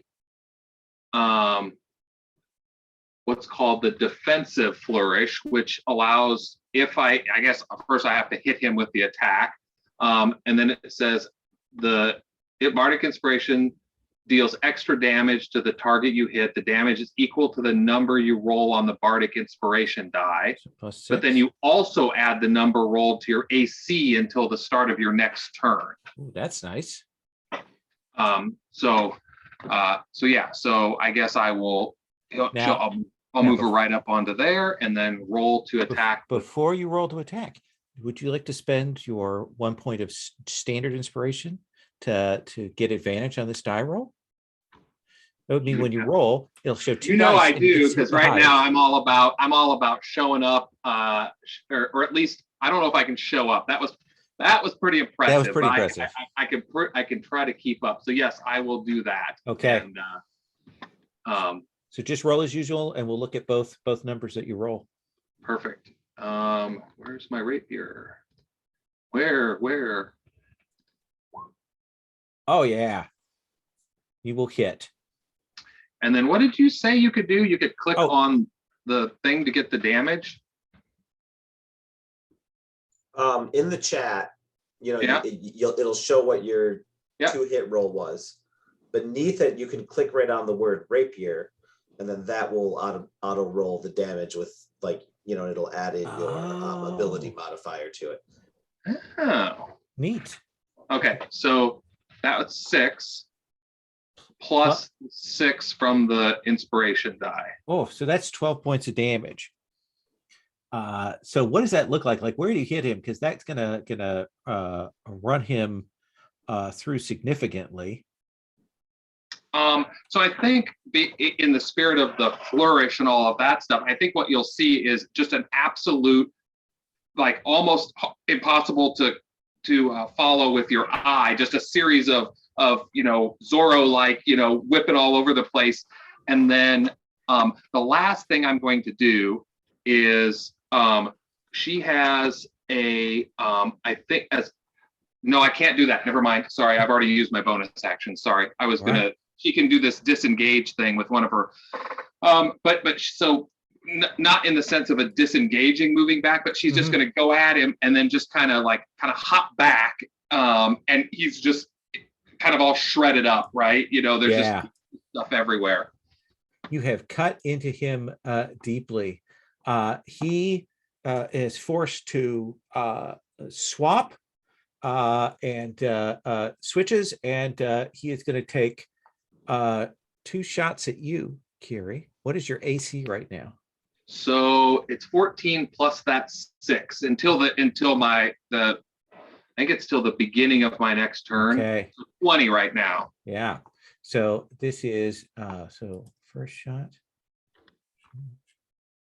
will miss. Second shot will miss. And he'll take, with his multi-attack, he can swing at you are there. Sojara, what is your AC? 15 at this point. 15. Oh, look at this. Dr. Ramirez is having the worst day. He's swinging wildly with the scimitar and dagger and trying to stab, but the two of you are right in the way. He is unable to finish the job. Meanwhile, at the back of the ship, Zad, there's this henchman who's kind of dropped the controls and has got that crossbow, and now he's doing that. And then there's the unconscious sailor. What do you want to do? Zad has a big move. So potential plot point being spent early in the game. Okay. So Zad, the plot point, unless you already are doing this, is that this isn't just a sky ship. This is a ship that is controlled by an elemental. That's how it's floating. I like it. And Zad wants to use his It's the arcana. most dangerous kind of power source to be using, by the way. You get back here and you're like, oh no, Exactly. that's not So- great. So Zad wants to use Arcana to understand the type of elemental, and then is going to try to persuade the elemental, even though this is like possibly impossible. He wants to try to persuade the elemental because he believes that the sovereign host will help him talk to the elemental. Perfect. Now you have inspiration. Do you want to spend your point of inspiration? Yes, I do. Okay, And- then let's have you roll Arcana. Okay. With advantage. What kind of, is it air elemental or storm elemental? What kind of elemental are we talking here? So I'm not the most knowledgeable about Eberron. Air sounds right to me. Okay, yeah. Good old classic air elemental that's been bound up onto this thing. It's not a great plan.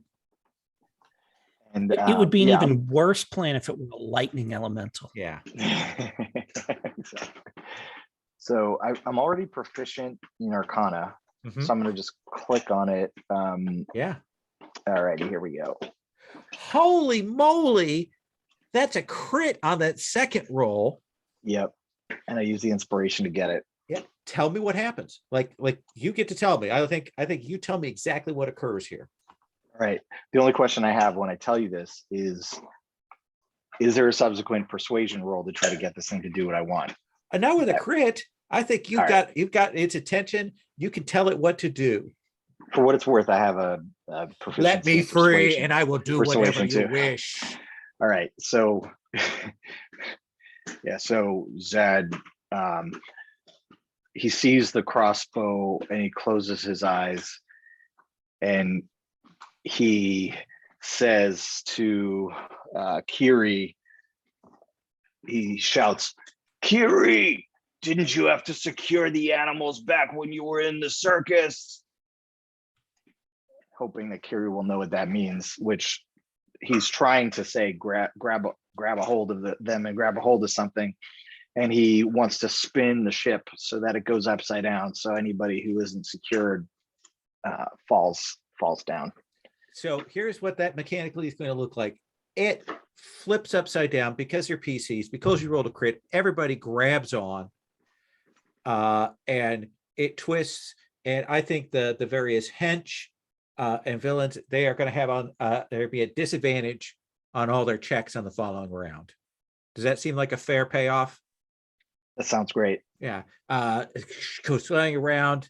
You probably grab onto the bystander sailor so he doesn't like crack his He's hoping to head. do that. Yeah. Yeah. Goes spinning around. They are all at disadvantage here. So we have that one hench back there. I think he is in the epicenter, so he's going to like lose his action on this round. The other hench is asleep. We're going to skip right to Ratung. What did you grab onto to like keep yourself steady? Yeah, I think I'm right on the side there. I think there's some kind of it's not a railing. It's the thing where it's like a ornamental, like sort of like half wall. Would you call it like a wainscoting? Yeah. Kind of, and then there's the windows up above it. So I think I kind of grabbed, it kind of protrudes enough. I could just grab on and just hold on for dear life as this thing is spinning around. Flips, comes back down, you land on your feet, and it's your action. Yeah, I am going to reach into one of my pockets and pull out a rock. I'll cast Magic Pebble on it, which is a bonus action, and I'm just gonna huck it at Dr. Miris. Okay. Maybe I'll move just a bit to get the right angle. Perfect. And yeah. All right. So, Kiri's kind of short, so you could probably throw right over her. that's what I'm thinking. Throw it right over the top of her. Yeah. Just don't fumble. Yeah, let's hope, right? I always do that when I'm running D&D. When I'm running 5e anyway. If you roll a 1 when someone's an ally is in the line of fire, you hit them. So Oh yeah. yeah. But a 16 will hit. Okay. Yeah, you'll hit him with this a magic pebble. All right. And 4 bludgeoning, and then do I add my? I'm wondering if I add my intelligence to it. Let me just check the spell. yeah, check real that quick. and make sure. On a hit, target takes bludgeoning damage equal to 1d6 plus your spellcasting ability modifier. Okay, so Okay. yeah, six damage. So 6 points of damage. So Dr. Miras is staggered at this point from the beating that he's taken, meaning he is halfway down. Round 3, there's that twist. So Jara, when this flipped over, what did we see you do? I mean, I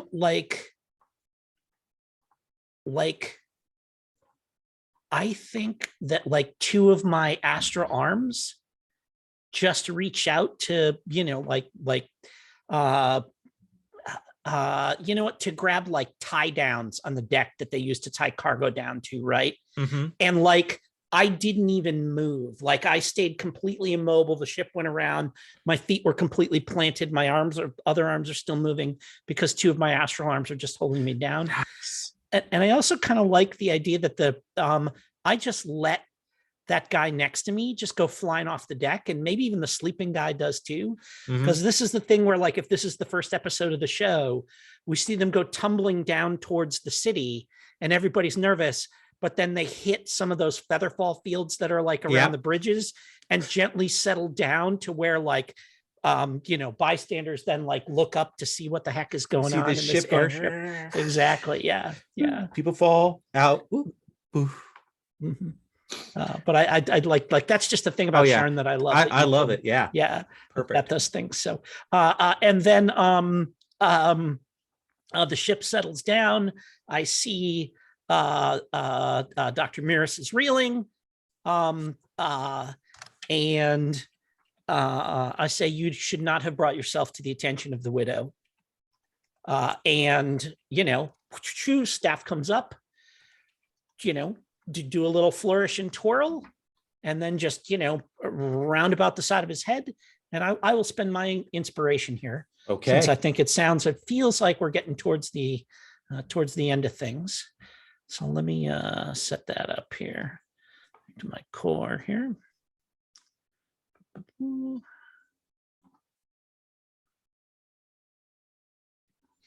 That will hit with the inspiration. Yep, that's that 17. Cool. Boom. So there's 7 points of damage. Is he still on his feet? He is still on his feet. Then what I'm going to do is I will start by the staff is still whipping around. And I will burn another point of key, my last one here. Ooh. To do a flurry of blows and like additional. So that's 2 more attacks that uses my monk damage die. So let's see what we got happening here. But with the same, I'm going to use my unarmed strike. Okay. Boom. That first one, that's a miss with an 8. Yeah. Okay. So it just bounces off, or he managed to fend off that one. Oh yeah. And that other one. Second one definitely hits. Oh yeah, that is a palpable hit there with that. Boom. So let me do this. Boom. Just probably that feeling him out and then getting that hit in where there's a weak point. That's another 6 points. No, it's 4 points. Okay. I'm not sure why it did 2 dice like that. But it did Just 2 dice? it factored in that you had a crit, but that was only if you. Oh yeah, that's right. Oh, got it. Yeah. Okay, yeah. So it's that first die. So it does 4 points on that second hit. Yeah. Boom. Hits him. He's still up, but he is weakening badly. Carry.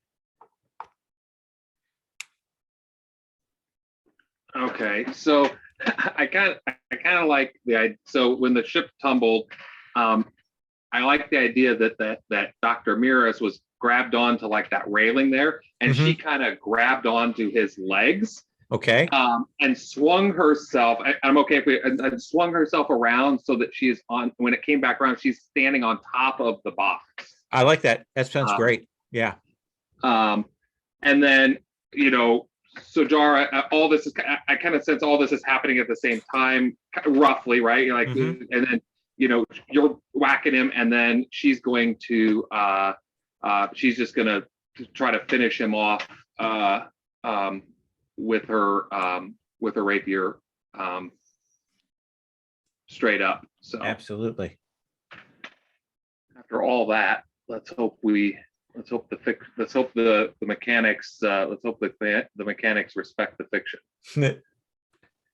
It's a D20. No D20 has ever respected the fiction. But here we go. That's a hit. Okay. Ooh. Okay. So and let me ask this question Yeah. real quickly, and I just want a clarification from Sojara. You had mentioned earlier that you don't like killing, et cetera, et cetera. Are we, because I was a little bit thinking that a great sort of noir moment would be is like you were whacking him around and he kind of is all staggered and he turns around and I just punch him and knock him out. Absolutely. Are we feeling killing is the right thing, or is it kind of cooler to take him into custody? Man, I feel like the widow wants to gloat over him. Yeah. I think he's just got a handful of hit points left. So I think that is that being thrown around by Zad. He got clobbered by the blows from Sajara, and that stone came out of nowhere and hit him. And you swung around, and it's that last punch. You've got the height from the box, and you will At that little basket hilt on the rapier. Just yeah. boom, and drop him, and collapses down. And I imagine that we kind of do that wipe to the study of the widow. She has spent a great deal of time and money to make this study look very imposing and impressive. The library, books racks at the back, the big desk, all of that. And I imagine that Dr. Miris is tied, secured, and the mask is there, and she is looking at the mask. And I imagine, at least in my mind, that we're very much a Katharine Hepburn kind of older look, and she's doing it. Well, Yeah, Dr. Miris. Played by Kate Mulgrew in the current series. Absolutely. I see that you have received your just desserts. She says there are a number of people interested in doing positive work within the area which shall not be named.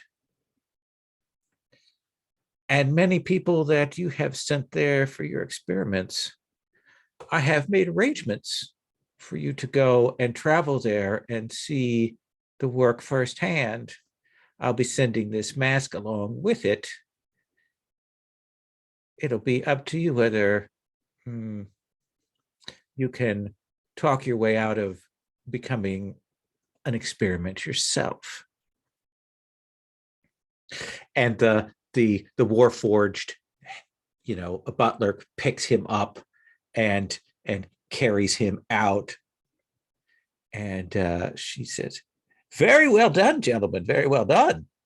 Exquisitely done, I would even venture to say. You should feel very proud of yourselves for a fine day's work." Flywheel. Okay, yeah. She says, I've asked the steward to put together a little meal for you, something just a small repast. I hope none of you object to vegetarian. It's a new thing I'm working on. I hope that I could perhaps impose on you, despite the work that you've just done, for you to assist in another case. Unless you have other matters that you need to attend to. Good, good. As usual, the pay that you would normally issue me should be sent to the society. We'll do that. Though I suspect for some of you that is less the case. Kind of looks over at Kiri. Fair enough. Fair enough. Do we all get do we get healed yet, or is that later? Oh yeah, we'll assume that she has healers that when you arrive here will take care of your wounds and such. And she will say, "I have another case, but perhaps before we get to that, we should have a meal." I think that's kind of our cutoff point for today, as the servants come in and bring food for all of you and have a chance to eat and relax, and healing things are passed around, and we see her like pull out like a case folder that's clearly going to be the issue at hand for next time. Does that sound cool? So what I'd like to do is do a quick, oh yes, absolutely. A quick stars and wishes. Stars being things that you dug, wishes being things you'd like to see going forward, in the case of this. And next time we'll have, we'll kind of start out with a little bit of a chance for some talk between PCs. We'll also make sure we'll check in and see if anybody wants to make changes to their character. And then we'll present the first real case. Is everybody okay with me doing a quick stars wishes? Okay. Let's start with Sajara Dabra. Oh man, this is super fun. Thank you, Lo, for setting it up. I mean, starting you for getting all this organized and stuff. I like D&D requires more prep than just about anything else we typically play on the Gauntlet. So I know you go above and beyond to set all this up, and the maps and everything is very much appreciated. And this is absolutely my favorite D&D setting, like of all of them. Really? And so I'm thrilled to be part of this. We did that first one. And then you're like, I may do Eberron at some point. I was like, I signed up for the wrong one, damn it. so I'm really, really, really happy to be part of this. Stars to Kiri for just setting up that whole sister act thing that we've got going on. I love that. That is fantastic. Star to Zad, Chris, for being like willing to play with that thing where you've got a character secret that we all know about as players, and like trusting us to be cool with that, and not like have that come out at the right time and play for when that's interesting. So that's really cool. I like that you're our you're our emo character. That's a lot of fun. So that's kind of emo half work. Looking forward to that. And Tim, stars to you, because we're like shifter, we're shifter kin, but have gone about it in completely different ways, which I really love. I think that's fantastic. We don't necessarily have to have, any more than like, any two humans necessarily have to have anything in common. The way that you go straight at that racial essentialism that is endemic to a lot of D&D is you have two characters play the same race and they've got nothing to do with each other. They've never met. They don't know any of the same people, because that's not how being the same race works. So I think that's great. I love that we've got that going on, and we're using the mechanics in very different ways, which is the other thing that's really cool. So yeah.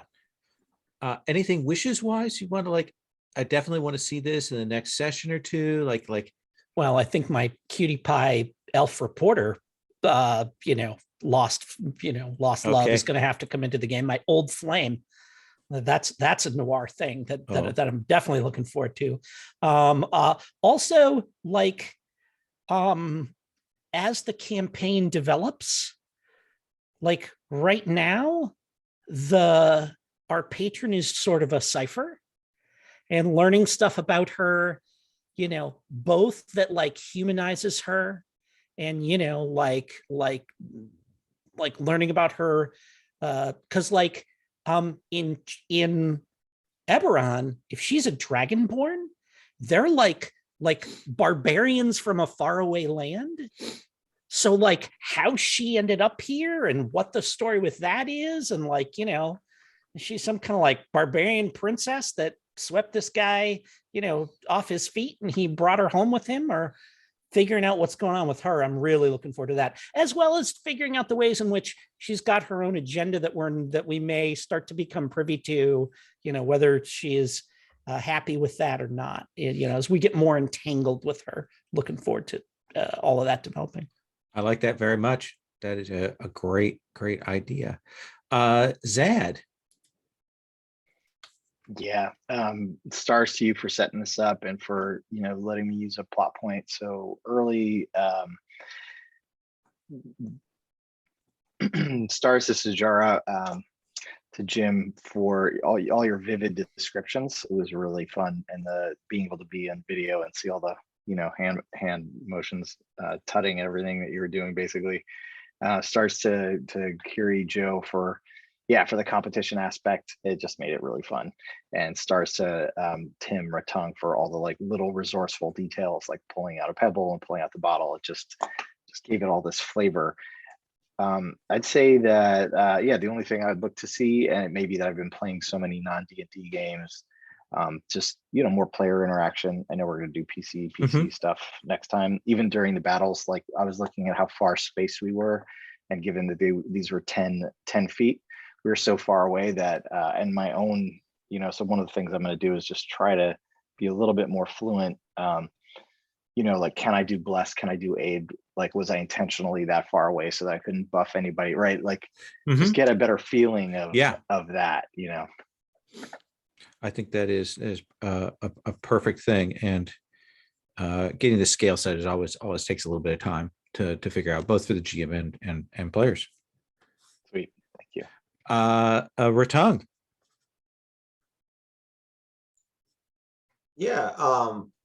Again, little star to you for getting this set up. And I as always, I really appreciate, even when running D&D, that you have a, it's focused on the narration and the story, and we use the mechanics, and that is a really fun part of it, but it's not the sole focus. You know, I've definitely played with groups where like that's the game, right? It's just the mechanical part. So I definitely appreciate that. You know, in this game, that's just one small part of it, right? And we have all the other pieces too. And so I think that makes it's a really satisfying experience to play that way. Can I ask you, Lowell, do you have like a series of questions that you refer to when you're kind of establishing the connections between the characters in the beginning? I have used the story cards, those before in the past. I've used them enough. I actually don't look at them anymore. Because I have a chunk of them, but I also will utilize that from time to time. Oh, okay. Yeah, cool. That's like a resource that you can. Yeah, actually there's a deck of cards. There's a base set, and then there's some different sets for different genres. I think they're great. I think they're one of the best GM tools out there. Even if you're not using them at the table, just looking at them before you run the game is huge inspiration. Yeah, they're called backstory cards. That's what they're called. And I know that IPR does carry them. Sometimes they do. And I also know that they're you can buy print and play versions, I think, on drive-through. But okay, cool. Yeah, very cool. Okay, thanks, Lowell. Yeah, and stars to the rest of the crew. I think everyone just leaned into really characterizing who their character was, you know, through playing the game, right? So in the beginning, we all had the chance to talk about who our character was, but even in like a kind of action-packed fight scene, it was really cool just to see the way that people played their character, the way that they described the scene. I think everyone did a really nice job of characterizing their character by showing us in that way, and that was really fun. My wish is actually like, I think it's more about I want to learn more about the setting. I don't know that I'm ever going to be like the person that reads the whole book and really knows all of it, but it's more like the flavor. Like, I still think, I don't know if my head is completely wrapped around sort of the flavor and the atmosphere necessarily of Sharn, right? I kind of have it in my head as, you know, it's interesting because in my head, like any fantasy city is sort of like, what's the one from Fafford and the Grey Mouser? The city. Linkmar? Linkmar. Yeah. Linkmar, yeah. Everything is like Link, but obviously this isn't Linkmar, right? My head always goes to like Linkmar when it's a fantasy city. So this is something, it's more futuristic, but I'm just trying to wrap my head around kind of the flavor of it. And so I guess I'm looking forward to, as we go through and, you know, do more in the city, just kind of getting that flavor of kind of what everyone is thinking it is, you know? Yeah. So. Yeah, I'm definitely excited actually that Magic the Gathering is doing that New Capenna setting right now, which is kind of the fantasy gangsters thing, as I think there's a lot of flavor to be borrowed from that in Eberron kind of pulp stuff. But yeah, I think that's a really good point. Last but not least, Carrie. Yeah, so definitely mad stars to LOL, because for making D&D not feel like the thing about D&D that we often don't like about D&D, right? So super fun, and stars to everybody for, like, you know, I know what noir is, right? We all know what noir is, but I felt like this was just about as my number one wish is going to be please more, right? Please more of this. Jim, I absolutely, you know, this whole thing's going to be a blast, right? It's just going to be a blast. And, you know, Tim, anytime people play Magic using characters and do something other than sit in the back and, you know, do the wizard Tim at everybody with their magic missile is awesome. So the creative use, and I thought everybody, like all sorts of cool creative, you know, Chris, when you know, the plot point and the, you know, the just the digging deep and the creativity of doing something different than that. I actually think I was actually hoping it in some weird way that, like, you released the elemental and the ship was like, right? Not that one, you know, and stuff. So I you know, just that whole stuff was pretty awesome, really, really awesome. And I'll echo on from a wishes perspective with what Jim said about the Duchess, or not the Duchess, that's what I've sidestepped in front of you, but the patron, right? Like that. Like you talked about the Dragonborn and the distant land and thing. I was thinking to myself, it'd be kind of hilarious if, like, or interesting if, like, the butler, the Warforged, always referred to her as like the Duchess, and no one knows why, right? Like, what does that even mean, right? Like, you know, and it might play into that whole, maybe a princess or something from a distant land or something like that. And that, I had that in my head the whole time and stuff. So awesome. Absolutely. This might have been one of the best things I've played this year so far. Oh, so nice I really had a lot of fun. So good. Really. I'm super looking forward to this. I love these characters. I want to say I'm very excited about it all. I'm so pleased with how well you all gelled and figured out connections to one another, like without hesitation. Like, good characters coming in, and then you connected with one another and had interesting dynamics set. And so I really appreciate that. I want to, by the way, I have a better GM at this because of advice that Jim gave me a while back about, like, hey, give us time to describe what happens on a miss, because I was so used to games that resolve that in a different way, or like in 13th Age, you've got damage on a miss, and there's some stuff you get from that that kind of elides it, and giving me a better perspective on it. I think that improved my ability to run sessions. So I just want to call that out. So I'm really looking forward to this. You'll get inspiration at the start of the session. You can also get a second point of inspiration if you add 2 or 3 NPCs to the NPC tab, either ones you've already named. Give us a picture, give us a name, put some backstory characters in there, and I'll give you another point of inspiration at the start of the next session. So there should be room for that. I am going to stop the recording.